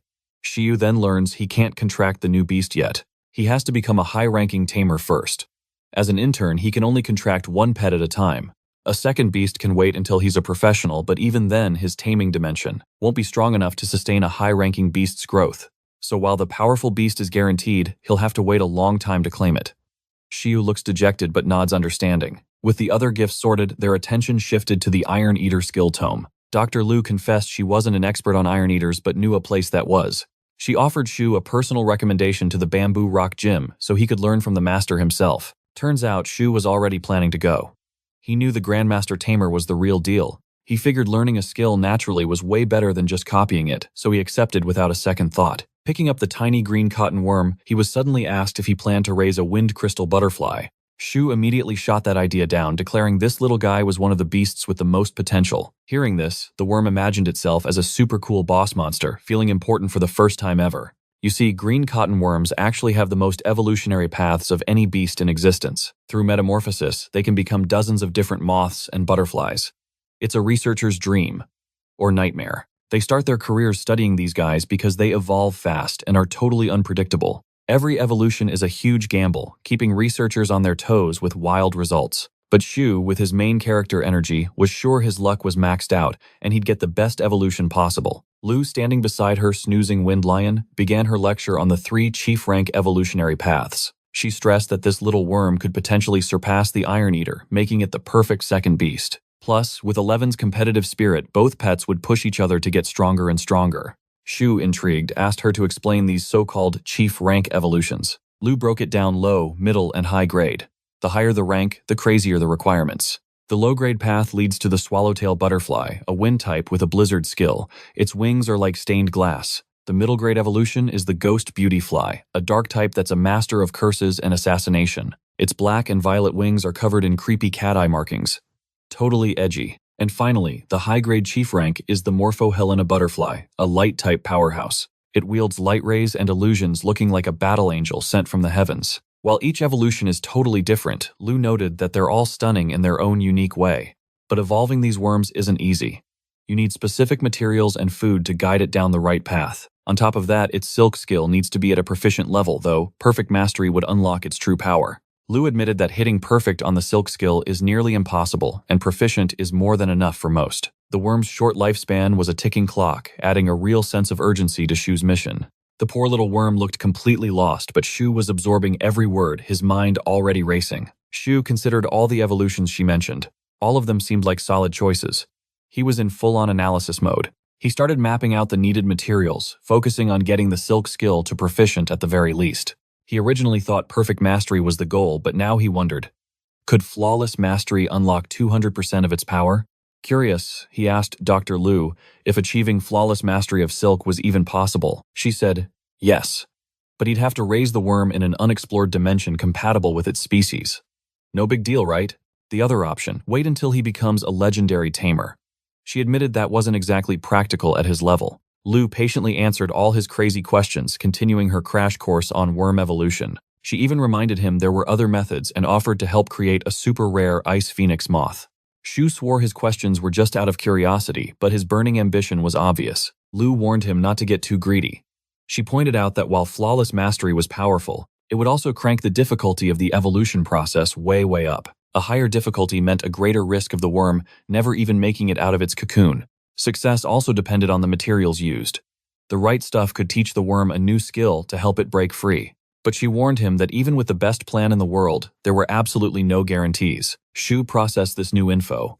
Higher silk mastery meant a stronger cocoon, making the breakout harder. But if the little guy succeeded, its potential would skyrocket. It was the ultimate high-risk, high-reward gamble. It's a simple yet impossibly complex problem. He knew the materials would be everything. If it failed to learn a skill, it would be game over. Using the advantages of his Skills Handbook, Shiyu cooked up a brilliant plan. He would teach the worm a new skill, times before times it cocooned, a skill that would guarantee it could break free. With that, success was practically in the bag. He also resolved to push the silk skill to its absolute limit. Shiyu was once again thinking outside the box, thrilled by the rebellious idea of shattering tradition. Using these crazy unconventional methods, could he really create the strongest green cotton worm evolution ever seen? He proudly lifted the worm high. I choose the evolutionary pathway of the Morpho-Helena butterfly. He knew it was a long shot to get the rarest form, but he planned to use that pathway's materials as a reference. Lu wasn't surprised in the slightest. She just reminded him of the insane difficulty and preparation involved. She stressed the point again: if the evolution fails, the materials are wasted, and the worm is trapped forever. Shiyu took it all in, listening carefully as Dr. Lu handed him her phone. He scrolled through the evolution guide. The silk skill needed to be proficient or higher, but he already knew that. Now he was looking at the required materials: juvenile heart of light and ripe sunflower petals for starters, fluorescent core shining fungi, sunlight rock powder, and mature shiny grass. What a shopping list. Feeding these to the worm would trigger its cocooning. After 30 days, it would learn Rainbow Ray and emerge transformed. Shiyu furiously scribbled notes while the little green cotton worm peeked over his shoulder, looking intrigued. But as Shiyu reviewed the process, he felt a headache coming on. The steps were absurdly intricate. The shiny grass had to be soaked in a 9-to-1 sunlight rock and spring water solution for exactly 1 hour. At level 10, everything had to be fed to the worm in 1 day. Then the 30-day wait began for its brand new form. This worm talk was starting to feel endless, and Shiyu's thoughts drifted to the cost of all this. These were rare, expensive level 3 resources, a far cry from the level 1 iron bamboo he'd been buying. But hey, he had 10 million bucks heading his way. No sweat.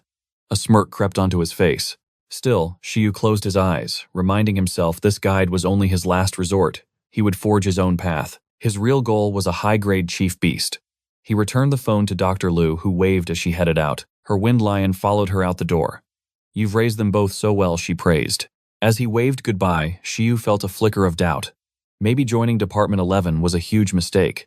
He wanted to escape his boring Earth job, but this unexplored dimension, it was undeniably pulling him in. His conflicting thoughts didn't last long. The promise of tomorrow's payday was way too exciting.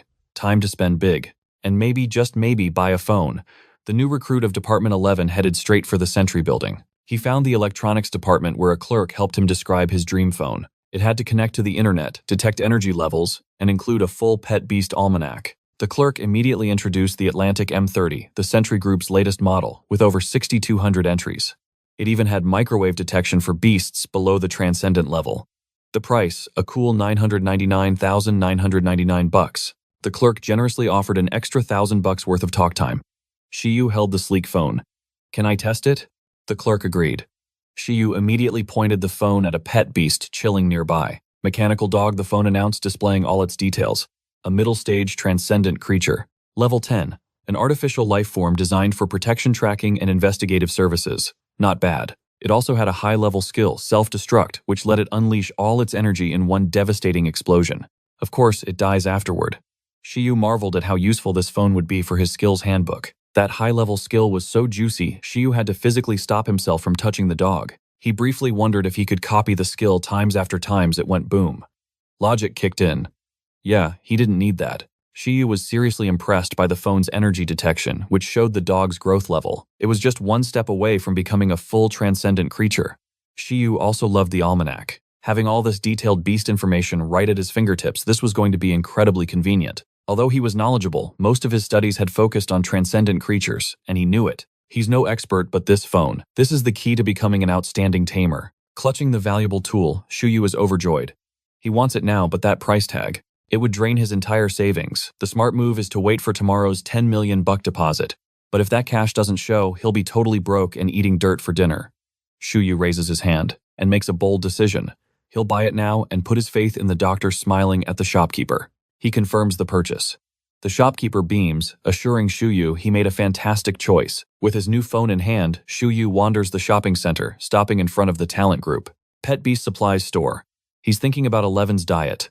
Iron bamboo is good, but Shiyu wants better. Marching into the store, he whips out his new phone and starts researching products. A weird wooden material laced with metal ores catches his eye. It's called metal core wood, a spiritual plant that's a superfood for iron eaters, boosting vitality and leveling up their hardened skill. It's way more nourishing than iron bamboo, but it can cause lower-ranked iron eaters to get overfed. But Shiyu isn't worried. Not for 11, whose training regimen is totally insane compared to others. As for the green worm, its diet is fine. But ooh, what's this? A better supplement for me. Nah, I'll stick to the bulk pills for now, but I'll keep these capsules in mind for later. It's been a long day, but it's not over yet. Once home, he flops onto his bed and starts exploring his new phone. First order of business, register on the Tamers Association online portal. No more boring in-person visits. Almost instantly after registering, a notification pops up. A wilderness combat exam, and it grants access to the Penang district. Ruined Shiyu is shocked. It says anything found inside belongs to the participant. This makes Shiyu leap right off his bed. His inner opportunist is already dreaming of treasure, but then his cautious side pipes up. What about all the monsters lurking inside? He remembers Dr. Liu hinting he could enter ruins without his special credentials. He wonders if they're all just being used as bait. There has to be a catch. With a skeptical look, he decides to find someone with experience. Suddenly, a loud growl interrupts him. His train of thought derails as he sees 11 and the green cotton worm, their stomachs rumbling like thunder. The two beasts start screaming for food, and their tamer jumps into action, promising them a magnificent feast. While cooking, Shiyu realizes time crawls during meditation but flies when you're on your phone. A universal truth. His imagination runs wild, picturing phones evolving into mechanical life forms that control time itself. But dinner is finally ready. The two beasts who waited patiently now eagerly gather at the table. 11 gets his first taste of metalcore wood and absolutely devours it. As they eat their hearts out, Shiyu pumps 11 up for wilderness training. 11 just gives a confident thumbs up. His expression says it all. You don't even have to ask. With new powers and unlimited resources now available, Shiyu can only wonder what incredible things lie ahead. Meanwhile, 11's biggest battle is against himself, pushing himself to grow stronger every day. Shiyu thinks back to the ice armadillo and the earth rats, and realizes neither really pushed 11 to his limit. The recent visit from the wind lion, however, brought a new kind of pressure. 11 now has a new goal. The little guy is smart enough to know he hasn't reached the level of a chief rank beast. Beasts at that level can exert so much pressure, they just overwhelm lower-ranked beasts like 11, sometimes even knocking them out without a single punch. Despite that, the interaction went well, and Shiyu considers asking the lion for some training tips. Sovereign-ranked beasts have the skill Intimidate, which reminds Shiyu of the Snow Wolf King. He realizes he already has a copy of Intimidate, and a huge grin spreads across his face. He can't wait for 11 to master it. Learning a sovereign-ranked ability would definitely boost 11's kingly qualities. Their upcoming journey to the unexplored dimension will be a huge test. And this time, it won't just be him and 11. The green cotton worm is coming along. The worm looks completely stunned when Shiyu asks. It has never left the house. Before tamers will be scored based on the rarity of defeated beasts and resources found. Then Shiyu gets a brilliant idea. Just have the worm shoot its silk webs absolutely everywhere. Let 11 handle the fighting while I loot. The worm was shook. Just then, Liu showed up at Shiyu's door, and true to her word, she delivered the goods ID cache and a golden ticket to Department 11. This ID was his key to most ruins, including the Pinching ruins. Shiyu snatched it all up, already scheming how to profit from them. Liu then casually mentioned another hotspot he could now access, the Ice Dragon ruins. But she hit him with a reality check he needed to be a pro-tamer first. At his current level, she said the ruins would turn him into a human popsicle. Shiyu, of course, was totally unfazed. He just asked, "So, can I get some bodyguards?" Lu confirmed they were available. For the Ice Dragon ruins, but not for the unexplored dimension. Hearing that, Shiyu quickly changed the subject. He started asking about the unexplored dimension instead. So much for caring about the danger. Back in his head, Shiyu quietly apologized to the stone statue for even times thinking times about bailing. Lu then asked if he knew that unexplored dimensions were just old taming dimensions. Shiyu nodded. He knew. Turns out the Pinching ruins were super unstable. Tests showed only intern tamers could get in. Anything higher level got bounced right out. This place was a challenge-type ruin tweaked by its last owner, basically as a training ground for the next generation. Once inside, you get zapped to a random area. Everyone explores solo, no matter how big the team. For a lone wolf like Shiyu, this was perfect. You fight clones of elemental beings and have to beat them to move on to the next zone. It's a classic challenge setup, multiple stages, each with its own boss. Lu got dead serious. She explained that Pinching's local interns were failing hard, and if nobody from their district could clear it, the opportunity would go to outsiders. That would be a huge loss of face for Pinching. Lu admitted she was worried about the risks. Sure, the elementals usually just KO challengers, but that wasn't a guarantee, especially if the tamer was a total weakling. Shiyu's face fell.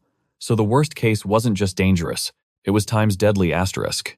To sweeten the deal, Lu gave him a link and a QR code for discounts. He could get rewards and cheap breeding materials.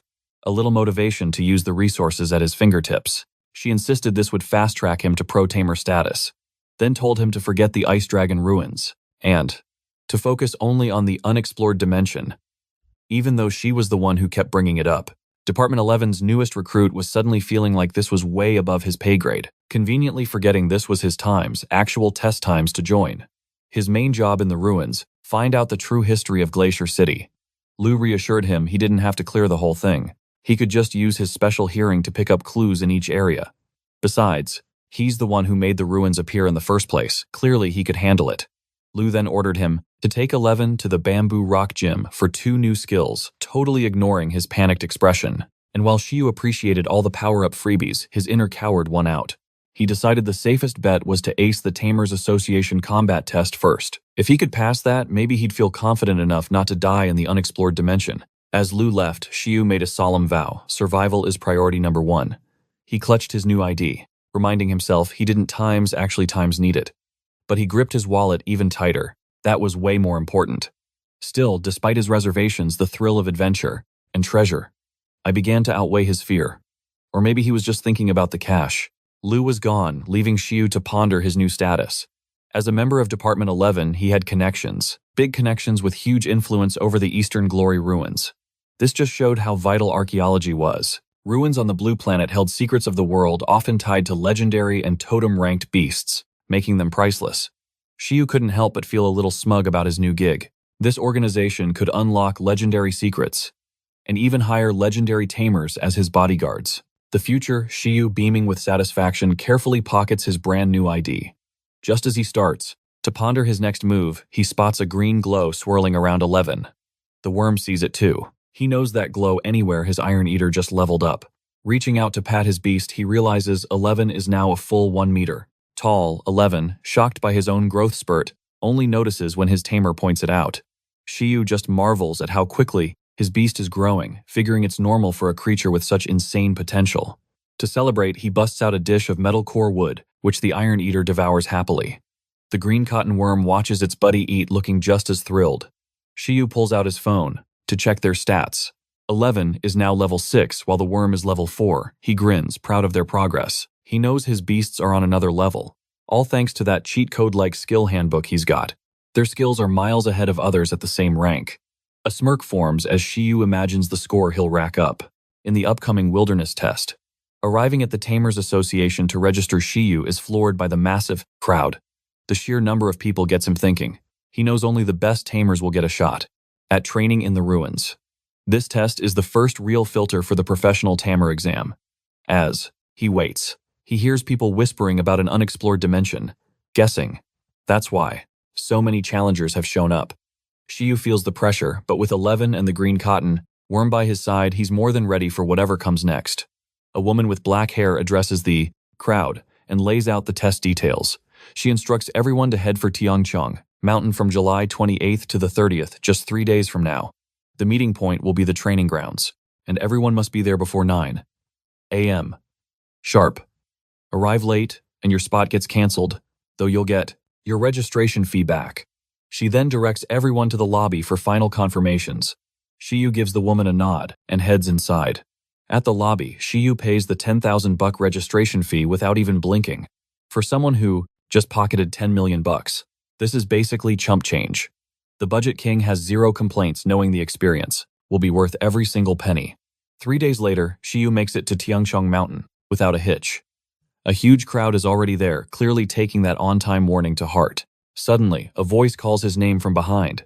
Turning, he sees a familiar school uniform and glasses, attached to a familiar old man rushing toward him. Shiyu yelps in surprise, joking, "Are impure spirits harassing me before the test even begins?" The man, slightly winded, reintroduces himself. It's Chen Kai. Shiyu immediately clocks how. Exhausted and drained, he looks worried the kid has been ODing on supplements again. But Chen Kai just waves it off proudly, announcing that his hard work got his ice armadillo to level 7. The top student is beaming, looking up to Shiyu and obviously taking his advice way too seriously. Despite Chen Kai's hype, Shiyu can't help but feel a little concerned. Is this exam really the right move for him? Especially after how badly 11 wrecked his ice armadillo last time.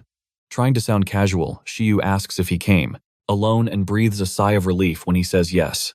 Then, as if remembering their last duel, Chen Kai excitedly asks, "Hey, did you hear about that statue that exploded?" Shiyu feels a surge of pride since he's the one who caused it, but plays it cool. He remembers his own panicked getaway during that incident and has to hide a smile. Quickly, changing the subject, Shiyu tells Chen Kai not to push himself too hard. But Chen Kai just fires back with unwavering passion, determined to max out his and his ice armadillo's potential. He looks totally confident as he explains that he's aiming for a strong showing.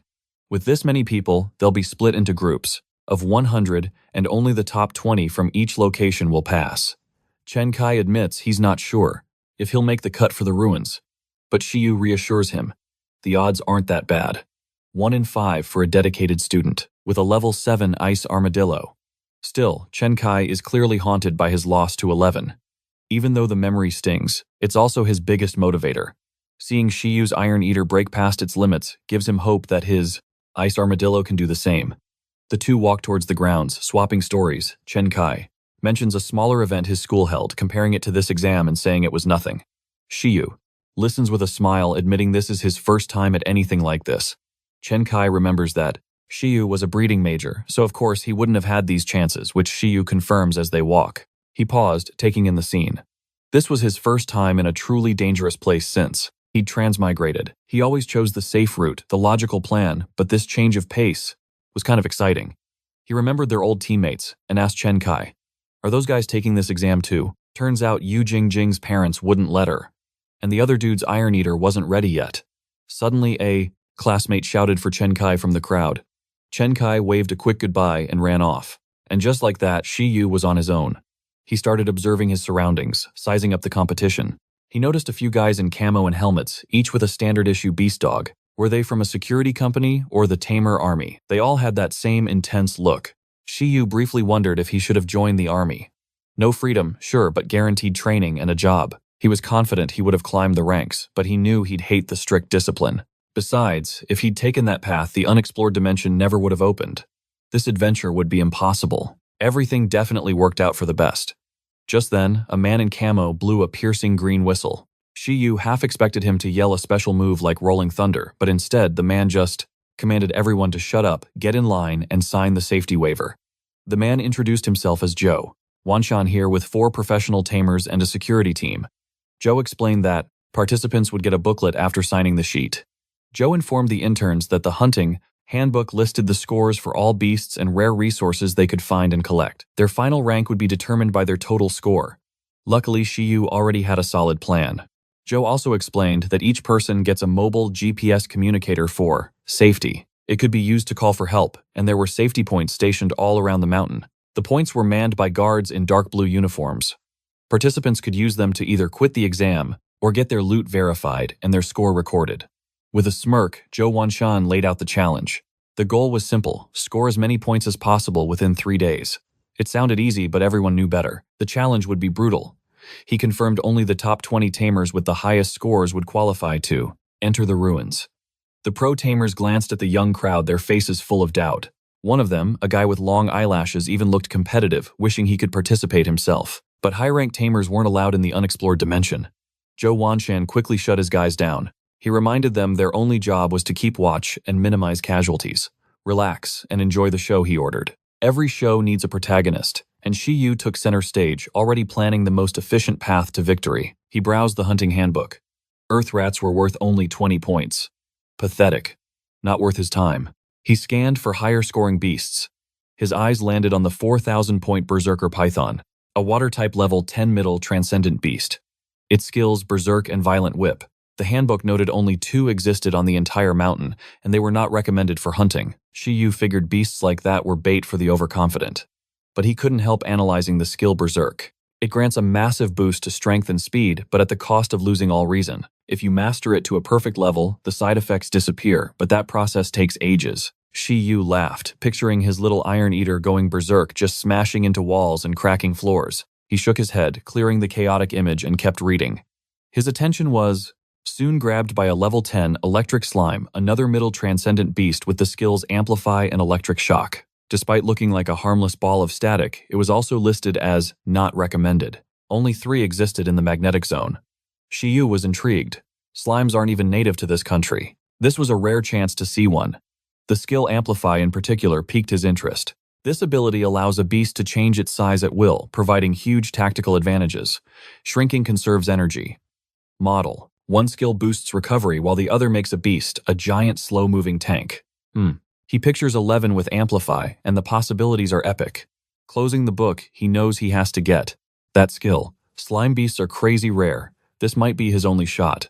But his epic planning session is cut short when an announcer reminds everyone they have 30 minutes for a last-minute shopping spree, because once the test starts, they're stuck on this mountain for 3 whole days. No turning back. Shiyu jokes to himself, wondering if they sell plot armor or extra lives. After grabbing his GPS tracker, he hits the store. He was thinking about a storage item, but then has a better idea.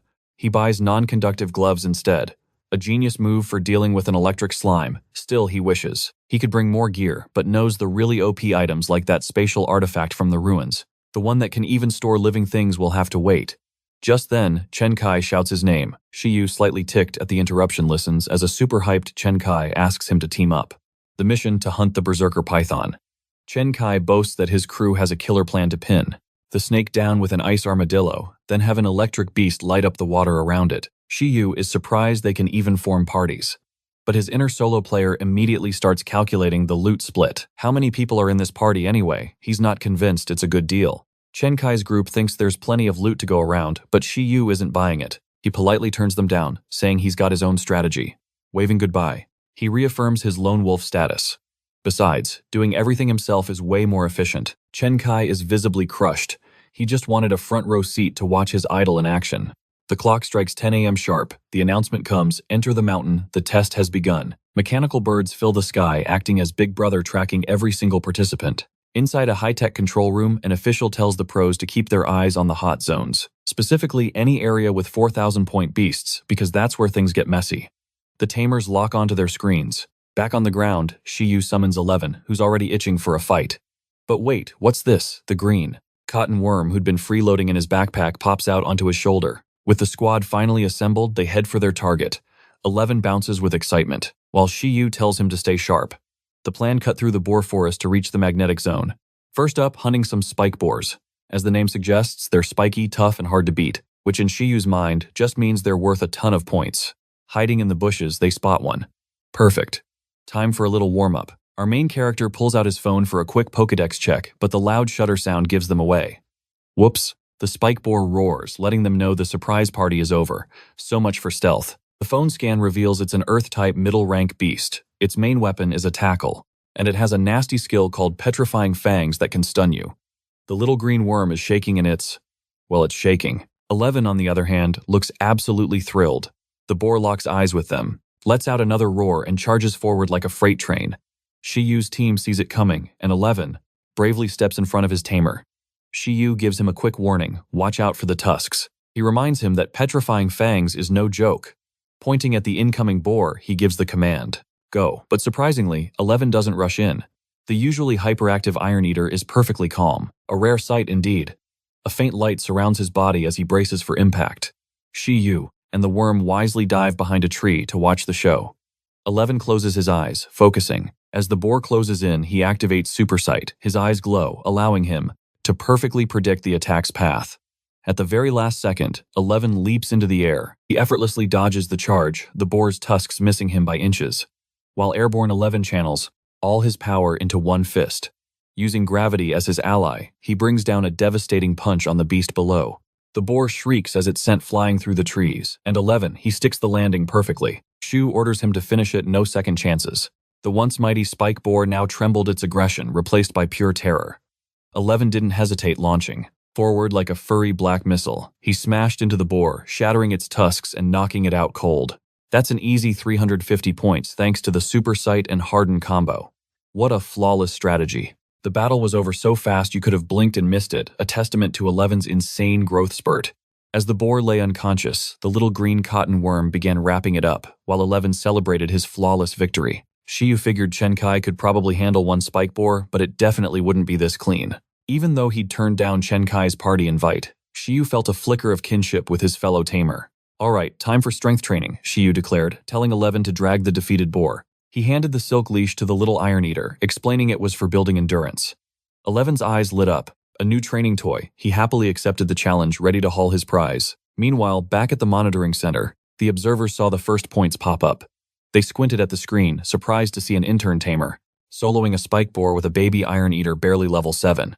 On monitor number 93, the team watched, as Shiyu and his crew strolled through the forest, dragging their loot behind them. Impressive, for sure. But the observers were also sweating bullets. Boar forest is no joke. Please climb a tree, kid, they muttered. And as if he heard them, Shiyu climbed a tree for a better view. From his perch, he spotted a pack of 4 spike boars hanging out together. The gears in his head started turning. Could 11 really take on all 4 at once? 11 noticed his tamer's look and stared back, his eyes practically screaming. Just give the order. A 1 versus 4 fight was a huge risk, but Shiyu knew 11 lived for this stuff. Sensing his pet's battle lust, Shiyu asked, "You confident?" He pointed at the boar squad. "Take 'em all down with just Harden. I know you can do it." 11 practically vibrated with excitement, ready to prove his worth. Shiyu smirked. He'd seen how hard this little guy trains. He usually had to beg him to take a break. 4 boars. This was the perfect challenge. "All right, go nuts," Shiyu said. "Me and the worm will be your cheerleaders." With that, the little Iron Eater boldly marched toward the group of spike boars, who immediately stopped to stare. Back in the control room, the monitoring team collectively lost their minds. What is that intern doing? Everyone swarmed monitor 93, their eyes glued to the absurd scene. A baby Iron Eater was about to fight 4 spike boars alone. This was madness. The team stared, knowing that even a level 10 beast would struggle with this. But if Shiyu believed 11 could do it, then maybe they were about to witness a miracle.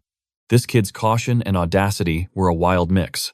You just had to hope this trial would unlock 11's true potential, because this is how legends are born. The 4 spike boars stared at the tiny Iron Eater strutting towards them without a care in the world. They were utterly confused.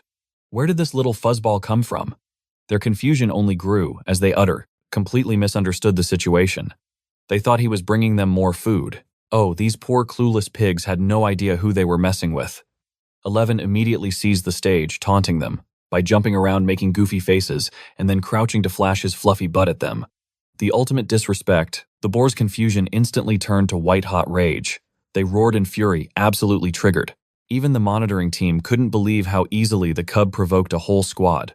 Fueled by pure anger, all 4 boars charged. Their bodies shook with rage. Next to their massive frames, 11 looked like a tiny, squishable snack. But the little Iron Eater stood his ground. He activated his Harden skill, and with a grunt, his body was covered in shimmering armor. This was the same technique that once blocked an ice armadillo's attack without a single scratch. The first spike boar barreled in, but 11 leaped into the air and delivered a kick so powerful it sent the beast flying into the horizon. These boars aren't birds, but 11 sure made that one soar. Another boar saw its chance and rammed 11 with its tusks. The sharp points scraped against his armor, but did absolutely nothing. 11 didn't even flinch. In response, he countered with a swift punch, straight to the boar's snout, followed by a body slam that sent it crashing down. Now only 2 remained. With its buddies knocked out, 11's menacing aura blasted the last 2 boars. They froze instantly. Staring at 11, their faces were a mix of confusion and pure terror. Suddenly, that tiny iron eater didn't seem so tiny. Overwhelmed by his sheer dominance, the two boars turned tail and ran for their lives, peeking back in fear. But 11 growled and gave chase his confidence through the roof. Meanwhile, the people watching camera 93 were absolutely stunned. They went from worried to calling him the Boar Slayer in seconds. The audience went wild. Everyone was analyzing his hardened skill, which was clearly max level. But who was the tamer behind this monster? A quick look at the records revealed the intern's name, Shiyu. The observers were totally captivated, admitting that once you start watching Shiyu, it's hard to look away. Shen Kai knew the feeling. One of the security guards, a former intern himself, asked his colleague if he knew this Shiyu guy. But the question died when they noticed a green worm just chilling on Shiyu's shoulder. Shiyu's team had already bagged all 4 boars with the worm diligently tying up the loot. The guards were speechless. They couldn't believe how fast they worked. Aren't interns only supposed to have one contracted beast? That meant the worm wasn't even his. Their jaws dropped even further when they saw its level. That thing was powerful. They speculated it could evolve into a wind crystal butterfly. The monitoring team was having a blast. They even started betting on Shiyu's rank. One guard wagered a cigarette that he'd make the top 3. Others joked they'd bet their own pets on him taking the number 1 spot. The watch party ended when a call came in. A participant was injured. Meanwhile, Shiyu was doing the math on his score. 5 spike boars meant the team had earned 1,750 points. He then wondered if they were edible, which made 11's stomach rumble like an earthquake. The mention of food made everyone hungry. Shiyu decided it was time for a lunch break. He sat down, told his team to rest, and brought out a food tray for 11, who practically inhaled his meal. As 11 ate, Shiyu reviewed his agenda. After Boar Forest, there was a safe zone and then his main target, the magnetic zone home to the electric slimes. Suddenly, a panicked flock of birds burst from the trees. Then a cry for help. Shiyu was startled. They were still deep in boar territory. Without a second thought, Shiyu and 11 sprinted toward the noise. They found 2 tamers fleeing a herd of 10 spike boars. The tamers were exhausted and their pet beasts were too tired to keep going. They were in big trouble. They screamed at Shiyu to run for it. One of them even started climbing a tree in a desperate attempt to escape. But Shiyu just ignored their warnings and stood there calmly, as if sizing up the situation. He was trying to gauge if 11 could handle the crowd. The 2 tamers, confused by his chill vibe, then noticed the little iron eater. Their eyes then drifted to the mountain of tied-up boars behind him. That's when it finally clicked. This newcomer and his pet were on a completely different level.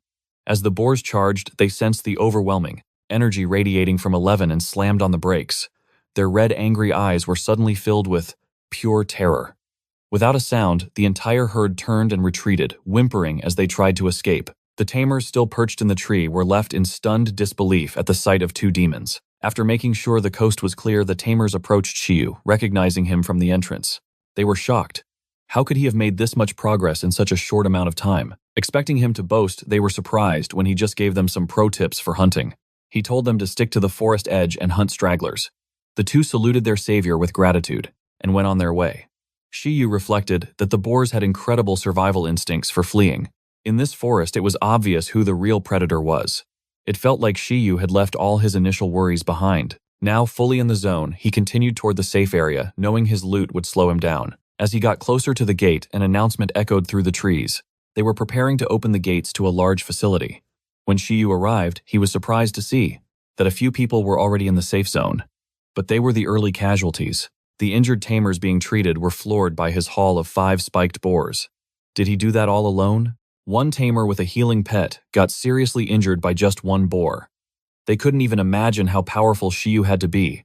Meanwhile, one delirious patient totally out of it starts reaching for 11. He's convinced 11 has healing powers. The white dandelion looks totally annoyed its customer isn't happy. But nope, the guy only has eyes for 11, who just waves back at the injured folks. Suddenly everyone's wishing he actually had a healing skill.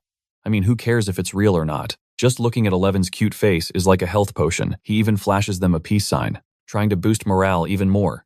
Shiyu waves too, thinking these tamers are pretty lucky. They've got a healing beast in the safe zone. This gets him thinking about how dangerous the test really is. This happened in just the first part of the forest. He can't imagine the carnage a boss-level beast would cause. Just then, the intern from his old iron bamboo gym greets Shiyu while petting his iron eater. He tells Shiyu they've been watching him. It seems our main character is now a local celebrity. The intern even offers to help register his score, and Shiyu is totally relieved. Making some small talk, Shiyu asks if he can eat the boars he brought back. The guard is like, Sure, how do you want them cooked? Shiyu wants to roast them, but our new celebrity gets some bad news. Turns out the meat is tasty, but it takes a ton of prep to be edible. Shiyu's face falls. The horror, he doesn't want to live on instant noodles. At that moment, a tamer named Shai is number 1, with 1,500 points. But when Shiyu cashes in his loot, 1,750 points, he takes the top spot. It's a close fight. The professional tamers monitoring the event spot the new score on the board. Joe Wan observes that the rookie brought back 5 boars with a feisty Iron Eater, but he notes the time. It has only been a few hours since the test started. He looks at the monitors and tells his crew, keep monitoring him. Joe Wan is clearly not easily impressed, so Shiyu has to work harder for his approval. The guard from Bamboo Rock Gym has never seen anything like 11 before, even with all his experience. As he registers Shiyu's spiked boars, he thinks about the transcendent rank Iron Eater he raised for 6 years, which only just reached proficient level. Harden raising these things takes incredible patience, but he realizes Shiyu is on a completely different level. Lost in thought, the guard introduces himself as Yangshi. He sits down and calls Master Lin a legendary rank tamer. Yangshi is also known as Little Bear. Master Lin isn't exactly the sensitive type. He immediately asks if this is the same Yangshi who failed the professional exam 2 years in a row and had to become a security guard. Yangshi can't even deny it. He just apologizes for bringing shame to the gym. That comment was brutal. He quickly tries to change the topic. Yangshi tells Master Lin he met an interesting tamer at the mountain who has a 2-year-old cub with proficient level Harden. He asks if Shiyu is a new disciple. Master Lin strokes his beard deep in thought. He's processing what his former student is saying. He finds it hard to believe such a powerful Iron Eater could come from their own breeding base without anyone noticing. After all, 11 was considered a failure there. No one appreciated his talent for hard work. Master Lin gets serious and asks Yangshi to repeat the name. When Yangshi says Shiyu, everything clicks for Master Lin. He remembers Shiyu is connected to Dr. Liu, the same doctor who requested special guidance for a relative, and offered a generous gift in exchange. Master Lin pulls up the records of Shiyu picking up the Iron Eater and making the contract. He's stunned. It hasn't even been a month since Shiyu contracted the beast. Dr. Liu must be behind this. This whole situation is wild. A month feels much longer given how much Shiyu has accomplished. Our main character has some seriously productive days. Master Lin goes quiet until Yangshi's voice snaps him back to reality. This reminds him that Shiyu is currently taking the Tianmong Mountain test. Master Lin informs Yangshi that Shiyu isn't an official member yet, but he might become one in the future. He then instructs Yangshi to teach Shiyu how to use the magnetic zone as a training ground for his pet. Coincidentally, Shiyu already planned to go there, but extra intel is always a welcome bonus. Yangshi gets super emotional, hearing Shiyu is getting special training before even officially joining the gym. He tries to hold back tears, but he's clearly overwhelmed. Someone needs to tell this guy to get it together. Meanwhile, Shiyu is enjoying some glorious cup noodles when a fully recovered Yan approaches. The security guard formally introduces himself, relaying Master Lin's orders about the magnetic zone.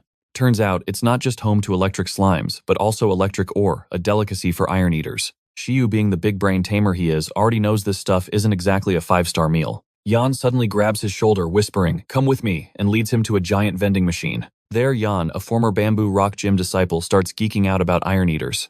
He asks Shiyu if he knows the gym's ultimate moves. Shiyu casually lists off Lightning Palm and Cannon Punch. Cool as a cucumber, he just pops a hand on his hip and takes a sip of his drink, totally unfazed.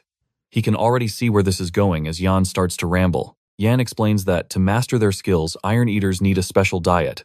To learn electric-type skills, they have to chow down on metallic ores, like electric ore. But before he can continue, Shiyu cuts in. "Why are you telling me all this?" He silently blames Dr. Liu for his newfound trust issues. Yan, however, is being totally genuine. He explains that diet is a super critical part of raising any pet beast, and munching on electric ore is one of Bamboo Rock Gym's biggest secrets. He compares it to how a green cotton worm needs a specific diet to become a glorious butterfly. "You better take notes," he urges, since Shiyu will be studying under Master Lin. Eating the ore requires an experienced hardened skill. But since Eleven's is already proficient, absorbing the nutrients should be a piece of cake. The magnetic zone is the perfect training ground. Besides snacking on ore, getting zapped by electric attacks is also part of the regimen. It's all basic training for mastering Lightning Palm, and Yan encourages Shiyu to give it a shot. He knows if his own Iron Eater had mastered it, he would have aced the professional exams. The idea of combining Lightning Palm with Harden sends Yan right into fanboy mode for a second. Shiyu thanks him for the helpful info. Though he isn't at the gym yet, he's grateful. This feels like his first unofficial lesson, and it fires him up to visit the zone. Shiyu looks at the worm on his shoulder. "Guess what? We're going mining." The worm's face screams absolutely not, but Shiyu tries to reassure it. He thinks this little adventure will help build its courage. After a rest, Shiyu summons 11. He tells him they're off to find something delicious. 11 immediately eyes the green cotton worm. He's clearly wondering if that's the delicious food. Shiyu quickly sets him straight. Friend, not food. With that settled, the team heads out with renewed determination. The other injured participants watch them leave the safe zone, recalling this was the same team that just captured 5 spike boars. Now they're fearlessly heading back out, making the others feel pretty lame. Maybe they should take a page from Chen Kai's book and use Shiyu as inspiration. The brave trio marches on. They reach the magnetic zone without a hitch, but then they spot some warning signs. Level 10 beasts, magnetic fields that mess with tamers. They press on completely undeterred. They're after electric ores and slimes, but this journey already feels way tougher than the spike boars. After crossing a bridge, they follow a trail. Shiyu rubs his head, feeling the magnetic field's effects, when suddenly 11 growls and points at something in the distance. It's a glowing piece of electric ore crackling with visible raw electricity. It looks impossible to touch, let alone eat, Shiyu suggests. 11 use harden before grabbing it. 11 gives him a look that just screams, "Are you kidding me? Is this a prank?" The little guy is seriously worried about getting a tummy ache, which would totally ruin his training schedule. The thought of digestive issues is horrifying, and for a second, he actually doubts his tamer. He even suspects this is just a trick to make him stop overtraining. Shiyu quickly reassures him, promising the ore was safe. His proficient level harden would block any nasty side effects. Trusting his Tamer, 11 reluctantly pawed at the electric ore. As soon as his claws touched, its sparks flew and the air crackled loudly. 11's fur stood straight up. He winced but still managed to break off a piece. Despite his courage, he let out a deep growl after that little shock. He plopped on the ground, just staring at the zappy rock in his paws. The little iron eater glared at the ore like it might bite him, then looked to Shiyu, silently pleading for his tamer to be the guinea pig. Shiyu just smiled, reminding 11 his quick heal skill would patch him right up if anything went wrong. Grumbling 11 finally popped the yellow ore into his mouth, chewing with all his might. This was a rare sight indeed. 11, who'd eat anything, was actually hesitant. The iron eater struggled, but finally swallowed the whole piece. A wave of confidence returned.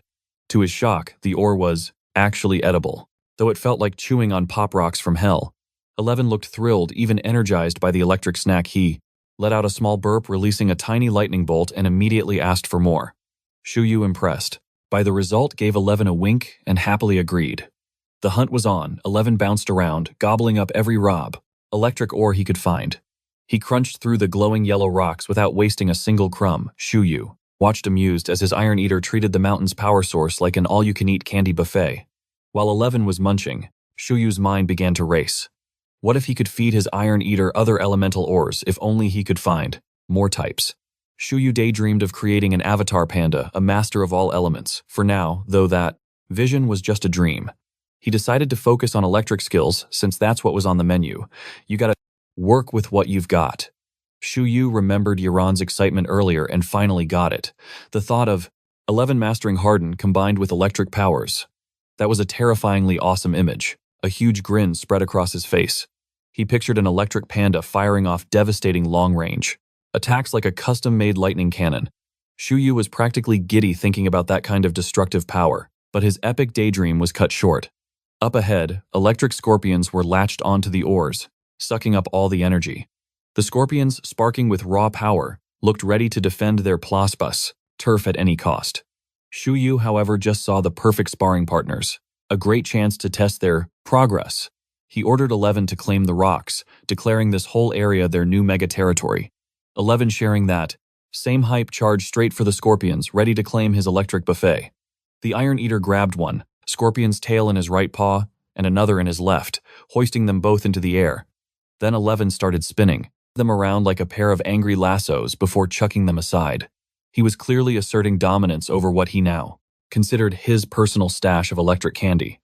The professional tamers watching this unfold were completely floored. One of them even called Shuyu's team evil overlords for invading the poor electric beast's home. Another sarcastically shot back, "Weren't we the ones who put these beasts here in the first place?" As they argued, the monitoring team watched 11 knock out both scorpions without even breaking a sweat. The little panda's ferocity left them totally speechless. One of the observers wondered why 11 was eating the ores instead of saving them for points. Another team member guessed Shiyu probably wasn't interested in low-score junk and was aiming for level 10 beasts instead. Their theory was dead on. Another observer pointed out how strange it was for an Iron Eater this young to have a proficient-level hardened skill. The skeptical guard's eyes went wide as the pieces clicked into place. This was the same team that hunted 5 spike boars in record time. He called 11 a monster, declaring that a level 10 beast would be no match for this little demon. The conversation then turned to the 3 electric slimes that were just added to the zone. But they were cut short when Zhou Wenshan, the chief proctor, approached. Rolling thunder. The loudest guy in the room tried to chime in confidently, saying that while the panda and his tamer were strong, they stood no chance against the electric slimes. Zhou Wenshan added that while they probably couldn't win, they could definitely escape. After all, the slimes are painfully slow. He joked that anyone who passed a high school fitness test could outrun them. Zhou Wenshan also noted that even with 11's proficient level hardened, the power gap between the Iron Eater and those electric slimes was just way too big. The electrocution skill alone could be overwhelming. Meanwhile, Joe Watson tells his team to keep watching, monitor Shiyu, and get the medics ready just in case the kid does something crazy. But Shiyu is totally oblivious to his audience. He's just using 11's new super sniffer. After eating all those ores, the scent of electricity is easy to track, and it leads them right into a cave. Without a second thought, they head inside. 11 growls, warning his tamer of danger. Suddenly, glowing yellow eyes appear. A humming energy fills the darkness. A moment later, a massive surge of electricity fires right at them. It blasts the cave walls, sending out a huge shockwave. Shiyu and 11 are knocked off their feet, but they recover instantly. And instead of being scared, Shiyu looks absolutely thrilled. We found one, he cheers. Their first electric slime. A floating yellow blob that looks anything but friendly. Its buzzing gets louder as it preps another attack, clearly annoyed by the intruders. But Shiyu, our genius strategist, was ready for this. He calmly pulls something from his backpack, the non-conductive gloves he bought before the exam even started. He slips them on and tells 11 to grab the slime. Squeeze all the electricity out of it, he shouts. He promises victory is theirs if they just go all out. 11 puts on the gloves his tamer gave him and charges the electric slime with zero hesitation. But the slime isn't going down that easy. It shoots out a volley of electric bolts aimed right at him. But thanks to his super sight, 11 effortlessly dodges every single crackling blast weaving through the attacks. He reaches the slime in no time. But then something weird happens. Face to face with the glowing yellow blob, he stops. For just a second, 11 doubts himself. Can he really eat this thing? He remembers how weird those electric ores tasted. Shiyu sees the hesitation. Grab it and don't let go, he commands. The Iron Eater, trusting his tamer, latches on tight. The slime unleashes even stronger shocks to escape, but it's no use. The non-conductive gloves block everything. Shiyu calmly walks over and tells 11 to force the slime, to discharge even more electricity. The proctors watching this are stunned by his clever strategy. They're completely impressed by Shiyu's planning. Wait, the vending machine sold non-conductive gloves. Watching the Iron Eater tank the slime's attacks, they finally have to admit Shiyu is a genius. But Joe Watson, the head proctor, is still not sold. He scoffs at his colleagues. You're underestimating that slime, he says, doubting the Iron Eater can seal the deal. His skepticism is unshakable. Meanwhile, Shiyu tells 11 to hold the slime down so it can't run. But escaping is the last thing on its mind.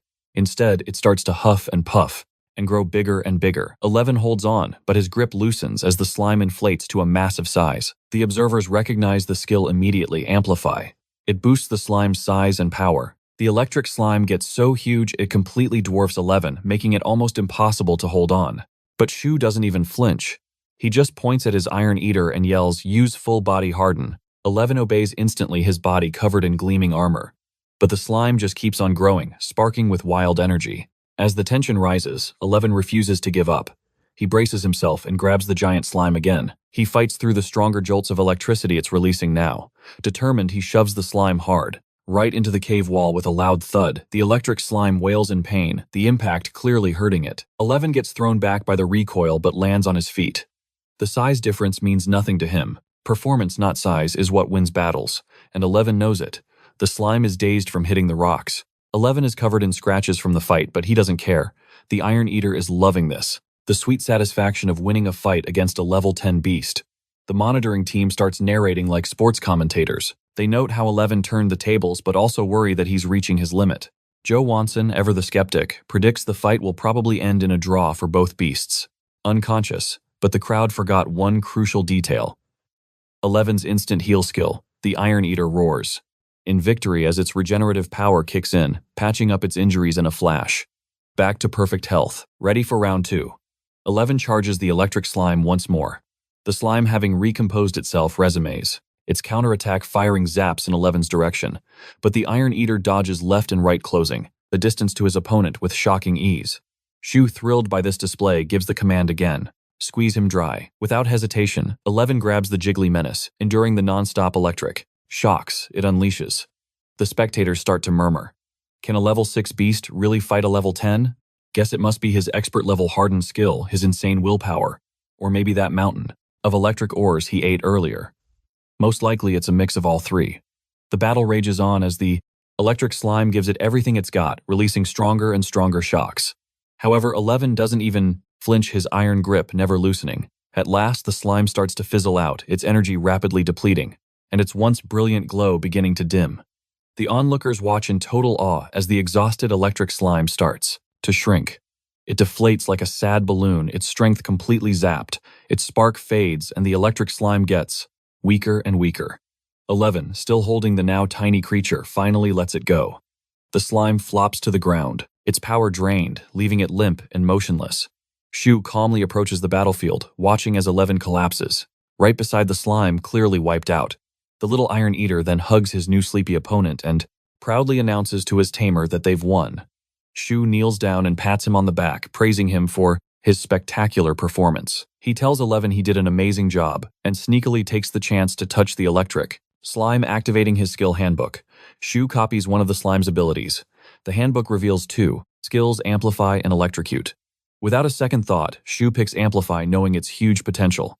The skill is recorded instantly, bringing a massive grin to his face. Shiyu is delighted with the new skill and starts stretching the captured slime like a piece of taffy. The proctors watching are stunned by the scene. They're backed as expectations have been utterly shattered. This new intern and his team are performing beyond their wildest dreams. Even with all their experience, they are terrified, calling Shiyu's team a bunch of monsters. Shiyu, however, is clueless about their freakout and is way more focused on the electric ores in the cave. He's just happy 11 has snacks and that there are plenty of rocks to take home. And so Shiyu begins the slime's new training. He orders it to eat 2 electric ores daily and then discharge the same amount of electricity. He gives the defeated beast 0 time to rest. The slime has officially become a living taser, meant to help 11 build up his electric resistance and improve his affinity. The tamer believes this is the ultimate training regimen. The poor slime is exhausted just hearing the plan, but Shiyu is focused on 11's growth. He tells his beasts they'll rest after dinner, then train some more. 11 is hyped, but the electric slime is not. Yancy watches in disbelief, recalling all the advice he gave Shiyu. He never expected him to actually use an electric slime as a living training dummy. Yancy is impressed, but has to wonder if Shiyu is a genius or just plain nuts. The next day, Shiyu, 11, and Wormy capture 3 more electric slimes. These level 10 beasts are easily tied up by Wormy's silk. 11 uses the same strategy as before: non-conductive gloves and full body harden to subdue the slimes. Shiyu feeds them just enough to be energetic, enough to shock 11, but not enough to escape. It's a brutal method. As 11 eats electric ores, the slimes unleash their zaps on him. But surprisingly, 11 seems totally unfazed. He closes his eyes, focusing on the energy. Then he suddenly claps his paws together and electricity surges through them as he lets out a shocked roar. The team is stunned as a prompt appears. 11 has learned Electric Palm, the mid-rank skill Yancy mentioned. Shiyu can't believe 11 learned it all on his own. After checking out 11's paws, Shiyu decides to pause the training to figure this out. Carrying the 3 captive slimes, Shiyu and 11 walk into the safe zone and rush to find Yancy. 11 immediately shows off his new electric palm. Shiyu asks if this is what Yancy described. Yancy, looking like he's been electrocuted himself, is floored. Not by the skill, but by the fact that 11 learned it so ridiculously fast. He angrily tells Shiyu that his tips alone shouldn't have been enough. Plenty of tamers feed their iron eaters electric ores and train them with electricity, but none of them have ever learned electric palm. Little Bear, feeling a bit jealous, asks what makes 11 so special. Shiyu casually replies, "We're just hardworking." Yancy stares blankly, remembering the insane training regimen he witnessed. Shiyu confirms that 11. It's unbelievable, but 11 actually learned electric palm. And it was all thanks to Quick Heal, a wood-type skill. Quick Heal uses life force to boost growth, and since thunder is tied to the wood element, everything that helped 11 master electric palm traces back to wood-type skills. What a weird combo. Shiyu figures there's some secret reaction between the items he used, speeding up the process. He calls the whole thing a mystical cheat code, starring one hardworking Iron Eater and his genius Tamer. Yanqi, recovering from his shock, confirmed it was electric palm but pointed out a small problem. It's still just the beginner level. For it to be truly powerful, an Iron Eater's palm must endure insane voltage and pack enough punch to stun and pierce anything. Yanqi mentioned their last lesson and it all clicked for Shiyu. He was thrilled he didn't have to copy the skill at the gym. Shiyu's mind went full gamer mode, thinking about skill interactions and hidden talent trees. He imagined spending points to unlock the next awesome skill. Since 11 learned one electric move, it should be way easier to learn others now. Grateful for his pet's hard work, Shiyu proudly added electric palm to the Skills Handbook. Then, they generously gifted the security guard the 3 electric slimes they'd hunted. They were basically just training dummies anyway. Yanqi, flashing his backpack, asked if Shiyu was heading back to the magnetic zone, claiming the ores were all gone. Shiyu's constant surprises made Yanqi beg for a break from all the shocks. But there was no way he was giving up the ores for a few measly points. Yanqi made a call, wondering just how many points Shiyu could have racked up. Little Bear's call went straight to Master Lynn, the gym leader who got the full crazy story. Yanqi spilled everything, how Shiyu's Iron Eater devoured all the ores, caught 3 slimes, and mastered electric palm. Everyone was speechless. With that adventure over, they headed out again. This time, they needed to find food for the green cotton worm, Wormy. It hadn't eaten in the 2 days they'd been there. They dashed through the forest, with Wormy feeling like a total VIP for getting all this attention. Shiyu had big plans for Wormy, aiming for a rare and super practical evolution. Most tamers wait until level 9 or 10, but Shiyu was playing a different game. His goal, teach Wormy a unique skill combo that would make it legendary. He dreamt of evolving it into a Morpho-Helena butterfly, a top-tier support beast with light control and illusion skills, but he was also tempted by an even crazier idea, a sovereign-ranked beast, the Ice Phoenix butterfly, a first for the entire nation. He imagined Wormy learning insane skills related to space and time, like teleportation or opening escape portals. But Shiyu snapped back to reality. He needed evolution materials before dreaming about epic attributes. He planned to use Department 11's resources, but only after he officially passed his probation. For now, Shiyu's mission was to get Wormy to master its silk skill. He checked his handbook for materials in the area. While 11 was busy playing with butterflies, Shiyu spotted a dragon whisker plant. It was the perfect snack for Wormy, making its silk tougher and sharper. Luckily, they were right near the spot. Shiyu rallied his pets towards the spiritual plant. But trouble was brewing. A violet beast, with way too many eyes, lurked in the trees. As the team found the dragon whisker in a clearing, they had no idea they were being watched.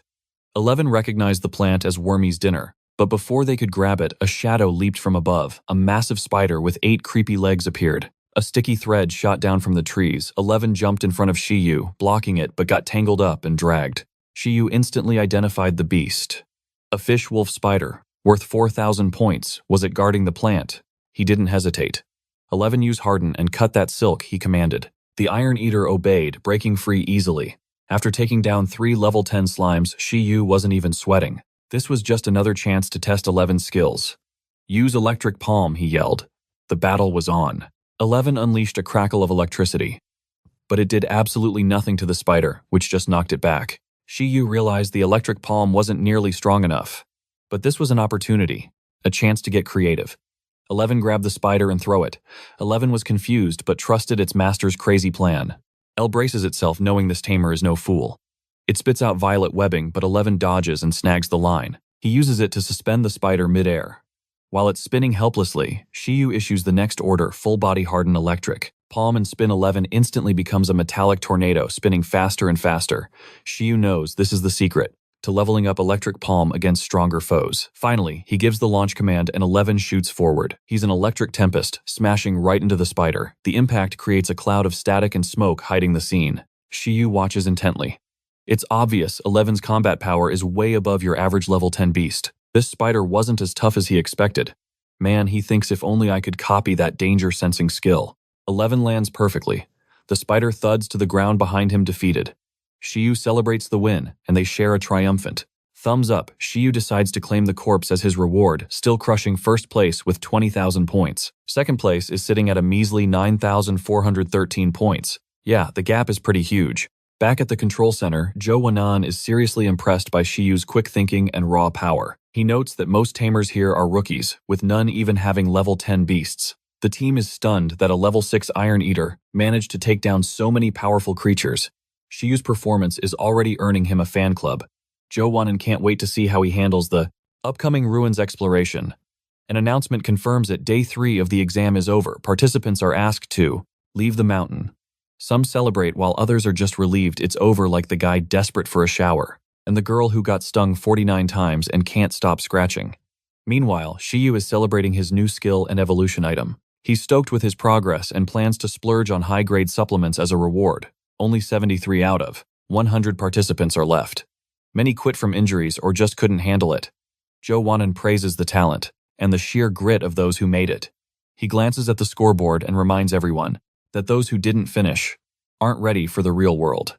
He suggests they just go home and play with their pets. The remaining survivors are told to check their individual scores a week before the ruins exploration begins. Shiyu hangs back in the crowd as the leaderboard appears. He's shocked when he sees he has 20,000 points, way more than anyone else. Nobody knows who he is, and the crowd buzzes trying to figure it out. While they're all busy playing detective, Shiyu quietly slips away to cash in his points. But Chen-kai spots him and yells his name, causing Shiyu to bolt. So much for a quiet exit. A crowd immediately swarms Chen-kai. They demand to know how Shiyu scored enough points for 5 level 10 awakened beasts. Chen-kai spills the beans, saying Shiyu, a tamer from a top city school, advised him to use clearing pills, which made his ice armadillo way stronger. The crowd immediately plans to try this method for themselves. Shiyu finally reaches the prize tent and greets Yan. She's manning the station and tells him she mentioned 11's electric palm to Master Lynn. Shiyu's curiosity is piqued. What did the master think? Yan explains that the master wants Shiyu to visit the gym, offering special supplements and food. Shiyu agrees to stop by and heads on his way, curious what a master like Lynn could teach him. Master Lynn is one of the strongest tamers in Pingcheng. He wonders if he can learn more than just electric palm. But for now, all Shiyu wants is to go home, take a hot bath, and chill with 11 and Wormy. He misses the comforts of daily life. Back home, Shiyu dives into research for the green cotton worm's evolution and browses some auctions. He finds a special wonder bean for 100,000. It sounds sketchy, but he buys it anyway, curious if it can teach high level skills like Amplify, Absolute Slumber, and Intimidate. Shiyu has spent 1 million, leaving him with 99 million, and he reflects on his progress. The money he dropped on supplements let him teach 11 incredible skills and master his current ones. It seems accepting Department 11's invitation was the right call. But man, the cost of these supplements is overwhelming him. He falls asleep, clutching his phone, his mind still racing as he finally drifts off. Shiyu is woken up when 11 calls out. After a gentle nudge fails, 11 just kicks him in the stomach. He's clearly annoyed. His tamer slept all day and didn't make any food. He nudges him awake again. Shiyu apologizes and promises to get right on it, deciding to teach Wormy the silk skill once he's recharged. The next morning, Shiyu plans to head to the Bamboo Rock Gym with 11. While organizing his day, his phone buzzes. A notification. His supplements have arrived. When Shiyu opens the door, a massive brown eagle is just there. It's delivering his package. The delivery guy lands, unloads the boxes, and hands one to Shiyu, asking for a signature. Shiyu has to ask if the delivery guy is a professional tamer, which the man confirms. He reveals that even professional tamers can have. Shiyu scoffs at the thought of a regular job. Why be a courier when you're destined for greatness? The delivery guy wonders why an intern needs such fancy supplements and but decides it's not his business. Shiyu ignores everything else and goes straight for the good stuff. He pulls out a special wonder bean and calls 11 over. It's skill teaching time. Looking at his handbook, he sees a few epic choices: Amplify, Intimidate, or Absolute Slumber. With his new high-grade goodies, he can teach all 3 high-ranked skills soon enough. Amplify is first. It'll make 11 bigger and stronger in a fight and smaller to heal faster. Genius. Shiyu pops the bean, places a hand on 11's head, and chants the magic words. But 11 is a little conflicted. He worked so hard for Electric Palm, and now his master is just handing him a skill on a silver platter. He takes it, but he's not thrilled. Shiyu checks the cooldowns. 8 hours for some skills. But Amplify, a whopping 168 hours. A full week, Shiyu feels his energy drain just thinking about it. He quickly pops another Wonder Bean. Instantly, he feels refreshed, and the cooldown drops to 48 hours. But even magic beans have a price. Shiyu's stamina takes a major hit. He needs to get stronger himself. Maybe he should start training with his pet bear. But watching 11 absorb the new power brings a smile to his face. Lights and sparks fly everywhere. 11 opens his eyes and the aura vanishes. Shiyu asks if he got it and gets a confident wink in return. Alright, let's test it out. Get bigger. 11's aura explodes as he transforms. He morphs into a full-grown Iron Eater, feeling strong enough to take down a wild boar. But this power-up costs a lot of energy. A moment later, his stomach growls like a monster. The real damage, though, is to Shiyu's bank account. He's exhausted but curious. Okay, now shrink. 11 instantly becomes a cute baby-sized version of himself. So double the size or half the size. Not bad for a beginner level. One day he'll have a giant mecha bear. Shiyu jokes that 11 should stay tiny to save money on food. 11 is not amused, but that 48-hour cooldown is still bugging him. Shiyu dives back into the handbook. He remembers the beans can cut cooldowns by 120 hours. It's a tempting but expensive option. The manual says you can take them until you're in perfect condition. He's a bit nervous though. What if there are side effects, or he takes too many? Is it worth using a whole bean for just 48 hours? He even thinks about cutting one in half. Shiyu eyes his other treasures, like a $50,000 ginseng infant tendril, but decides to try the royal jelly. It's from a sovereign-ranked beast and has nourishing powers. He drinks it down, and the cooldown for Amplify drops by 2 hours, from 48 to 46.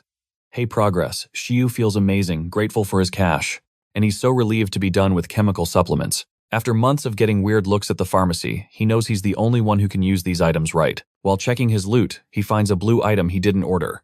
A note says it's from a secret fan. A custom-made battle uniform. A fan Shiyu is thrilled, but shelves that mystery for another time. Meanwhile, at the breeding base, Master Lynn is waiting impatiently for Shiyu. It's been 2 days, and he's still impressed by the kid. Even Yanqi thinks Shiyu is special. Master Lin watches his Iron Eaters train, getting excited to teach his new disciple Electric Palm. But then, he hears the news. Shiyu already learned it. In a single day, without any help. Master Lin is stumped. What in the world is he supposed to teach a prodigy like that? Just then, his daughter Shu calls out, inviting him to dinner. Master Lin gives her a stern look. Have you finished your training today? Shu looks away, totally busted. He sighs, thinking about her wasted potential. She passed the Tamer exam at 18, but then lost focus. He sighed, researching the Iron Eater's evolution was proving useless. All this regret, watching her grow. Weaker, with barely any progress. He demanded she finish her training before going out, but Shuju just shrugged Mom's orders. Master Lin reluctantly caved, telling her to train harder tomorrow. Just then, a disciple hurried over. Master Lin Shiyu will visit if you have time. At that name, Master, Lin's ears perked up. The one he'd been waiting for was finally here. He eagerly agreed to the meeting. Shu blinked the name, ringing a bell. Wait, is that the guy with the disciplined Iron Eater Dr. Liu told me about? Master Lin was floored. They're one and the same. Shu wondered if he was planning to join their dojo. Master Lin was practically vibrating with excitement. I got a request to guide him. I have to see. That Iron Eater's progress, Su had offered to help Shiyu before, but when he never called, she figured he had it all handled. And boy did he. Master Lin was speechless when he heard Shiyu's beast just won first place. In the Tamers Association's wilderness test, Shu's jaw dropped.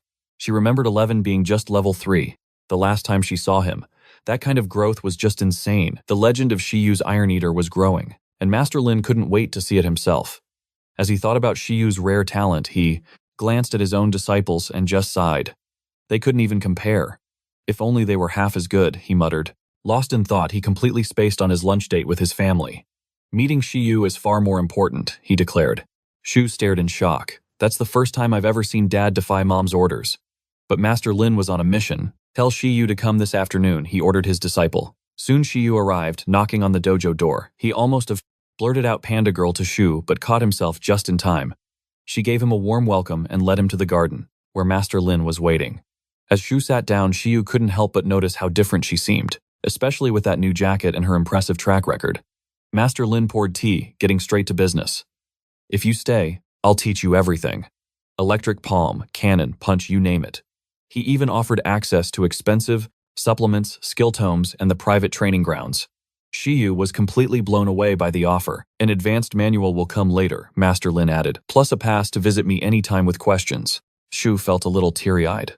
Wow. He's treating Shiyu way better than he ever treated me. The master's admiration was crystal clear. He was ready to throw all his resources at this prodigy. Shiyu was humbled by the gesture, and both he and Shu were stunned by the sheer opportunity being handed to him. Master Lin calmly sipped his tea. In his mind, geniuses deserved nothing less. He waited for a response.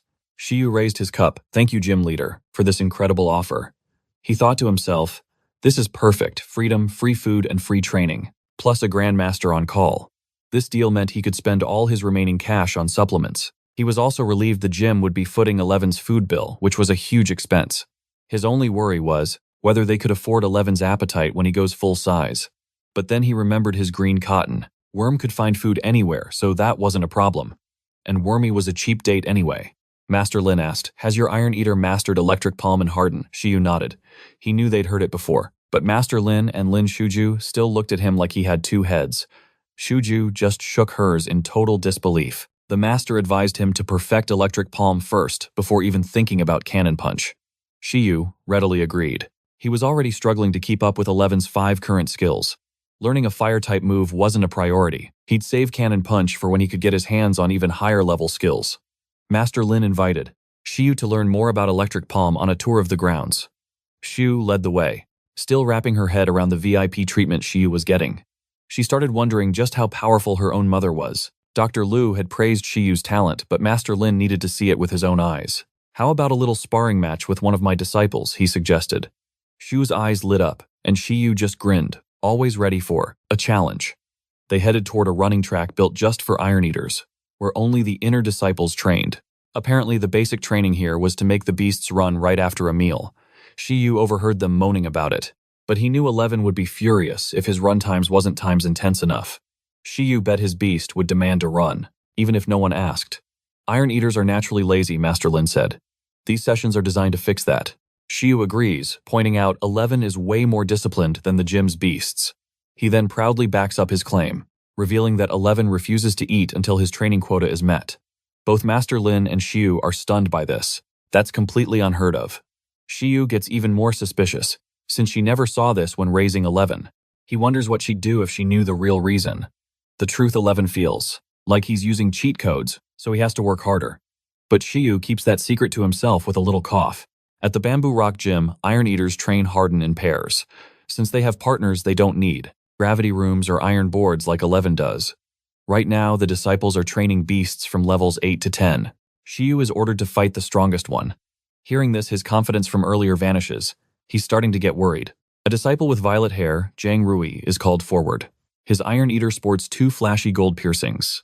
Master Lin leads Shiyu and Shuju over to Zhang Rui and immediately asks him to pause his training for a sparring match. Zhang Rui eyes the newcomer with curiosity, as other disciples gather around to watch. Seeing Master Lin with new faces makes them think they'd better train harder today. One blonde disciple dramatically declares he'll train until he drops, just so Senior Lin will patch him up. Master Lin grabs everyone's attention, introducing Shiyu as a new gym member. The disciples are thrilled. This just means Master Lin has a new target to scold instead of them. Shiyu greets everyone and Zhang Rui gives him a warm welcome, but Master Lin cuts right to the chase, telling him to prep for the match. This catches Zhang Rui by surprise. He knows if he loses this, his training is going to double. Still, Zhang Rui accepts the challenge with total confidence. He figures he's just here to show the new guy the ropes. With years of training under his belt, he's one of the strongest here. There's no way he can lose. The blonde disciple sulks, wishing he'd been chosen to show off for Senior Lin. His friend consoles him, saying this match is to show the newbie the gym's true power. Still, the blonde guy can't help but feel Zhang Rui dodged a bullet by being picked for what should be an easy fight. Zhang Rui's Iron Eater, a beast with 2 gold piercings, is ready to go. He tells Shiyu to summon his pet. Out comes 11, looking comically small next to Zhang Rui's monster. The crowd is speechless. This tiny cub is challenging one of their best. They figure Shiyu's beast is just a level 6 rookie, while Zhang Rui's is a battle-hardened level 10. They're all expecting a total washout, but Shiyu isn't sweating it. He knows exactly what 11 can do. Even Zhang Rui is baffled by his choice. With Master Lin and Senior Lin watching, Zhang Rui offers Shiyu the first move, not wanting to end it too quickly. Shiyu seizes the chance and yells for 11 to attack.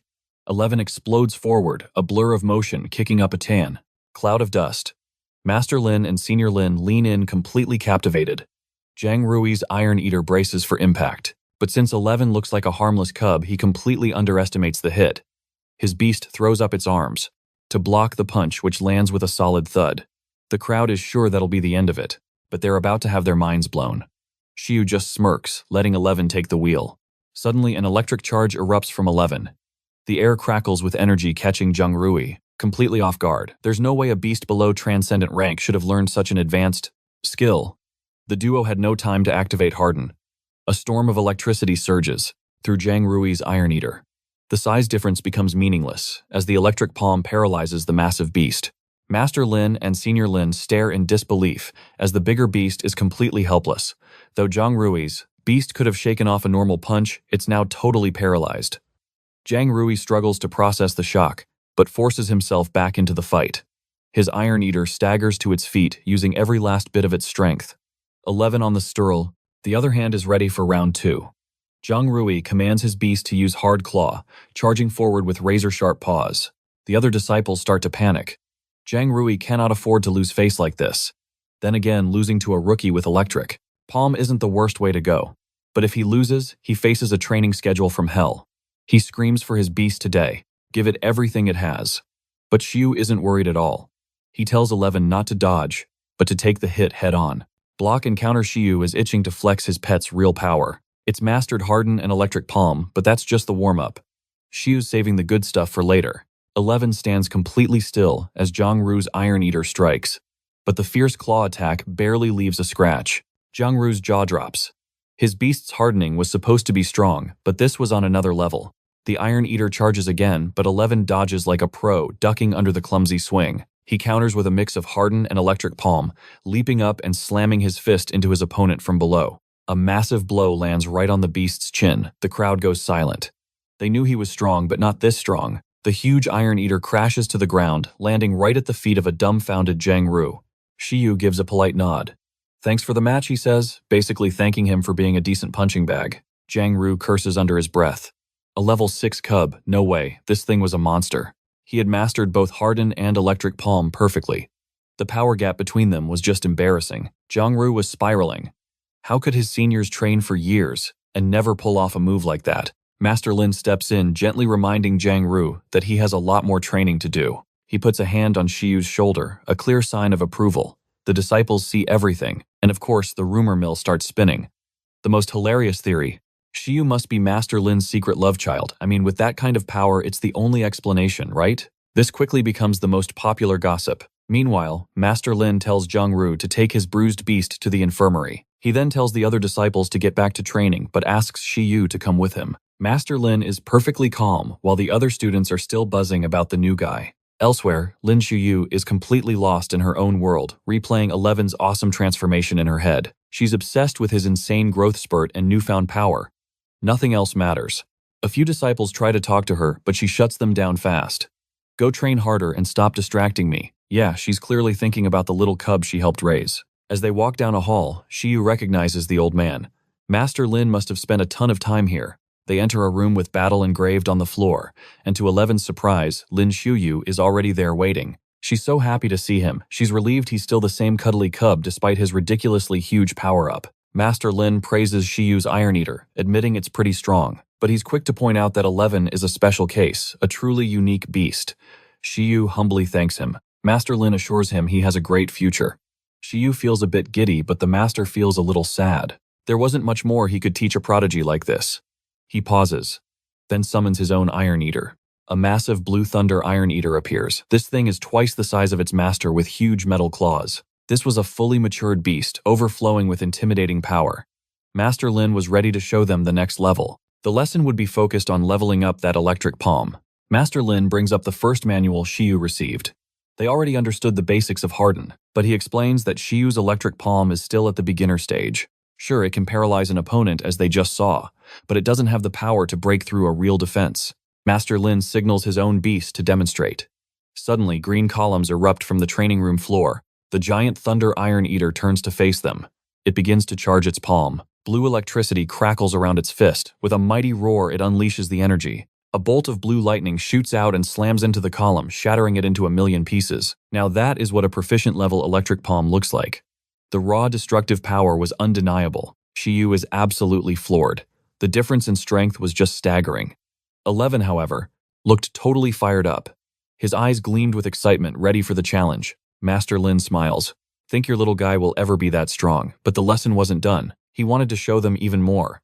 Noticing 11 was tired after just one use, Master Lin's beast prepared again. At the proficient level, he explained, electric palm can be held much longer. The electricity envelops both hands, acting like a set of lightning armor.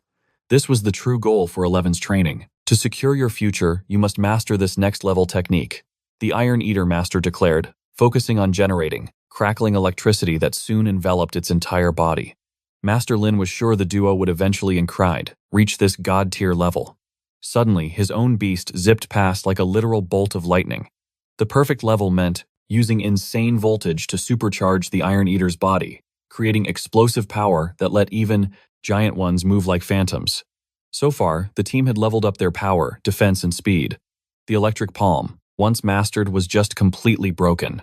A beam of pure energy began charging overhead, and once full it unleashed a lightning strike straight at the arena, but the big Iron Eater just sliced the bolt in two. Shiyu was floored by this insane power flex.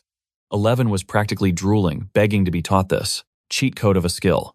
Even though he hated shortcuts, he'd totally make up for it later. The sheer power of electric palm got them both hyped. Pfft, you think that was impressive? Master Lin scoffed, urging his beast to show them what Shiyu and 11 should really be aiming for. With a snap of his fingers, the big Iron Eater threw its paws in the air. More. Electricity surged from its palms, coursing through its veins. Then, it activated Harden. Shiyu and 11's jaws dropped. The beast grinned, looking like a full-blown thunder god that no one would dare challenge. Shiyu realized this wasn't just two skills at once. It was a complete fusion of perfect level Harden and electric palm. It was an esoteric skill, a legendary combo of two maxed-out abilities. Only grandmasters could pull this off. His own father's ultimate move was electric armor. Shiyu had seen it tons of times, whipping out his phone to show them. He knew this skill could even go toe-to-toe with a sovereign-level monster. Putting his phone away, he explained that combos are ridiculously hard to master. Harden and electric palm are not a natural pair for Iron Eaters. They're usually learned completely separately. Shiyu had watched Master Lin struggle for ages to teach his beast this fusion. Using both skills at once is no small feat. He explained that mastering a combo has two steps. First, can the beast even use both skills at the same time? And second, are they even compatible? Maxing out the mastery of both skills is the only way to coordinate the combo. Right now, 11 was a total noob at electric palm and just decent at Harden. That thought sent Shiyu's big brain into overdrive. He added that in the taming world, they say a combo might not be the strongest skill, but the strongest skill is always a combo. This led to the term esoteric skills, coined by top-tier tamers for these perfect level fusions.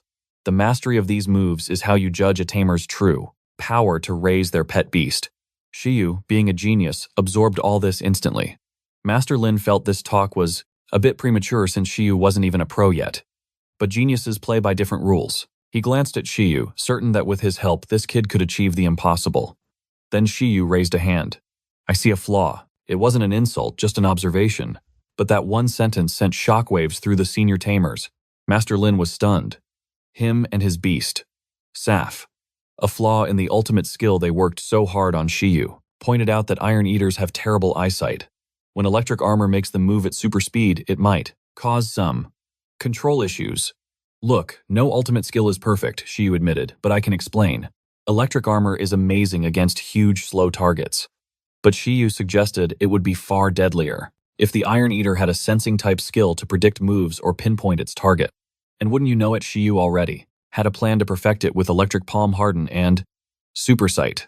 He then considered that a perfect level amplify might be even better than super sight, especially for the ultimate combo. Master Lin was getting dizzy. Kid combining multiple skills is nearly impossible, he argued, explaining that any skill is hard enough, especially for Iron Eaters who suck at sensing skills. He reminded Shiyu that his telepathy was a rare gift, but he should really focus on the basics first. Concentrate on electric palm for now, he ordered. Don't even think about advanced combos yet. Electric palm alone is a nightmare for Iron Eaters, demanding insane electrical resistance and physical conditioning. Master Lin stressed that the training must be slow and careful or 11 could get seriously hurt. Shiyu, however, was already planning future combos, imagining using electric armor to become strong enough to solo a whole city. After that mind-blowing demo, Shiyu got a tour of the gym. Master Lin showed him equipment built just for Iron Eaters, meaning 11 could train without demolishing Shiyu's house. But 11 just looked bored. Compared to his usual near-death training sessions, this felt like a playground. Next up, the shock therapy room. It's where Iron Eaters go to train their zap resistance.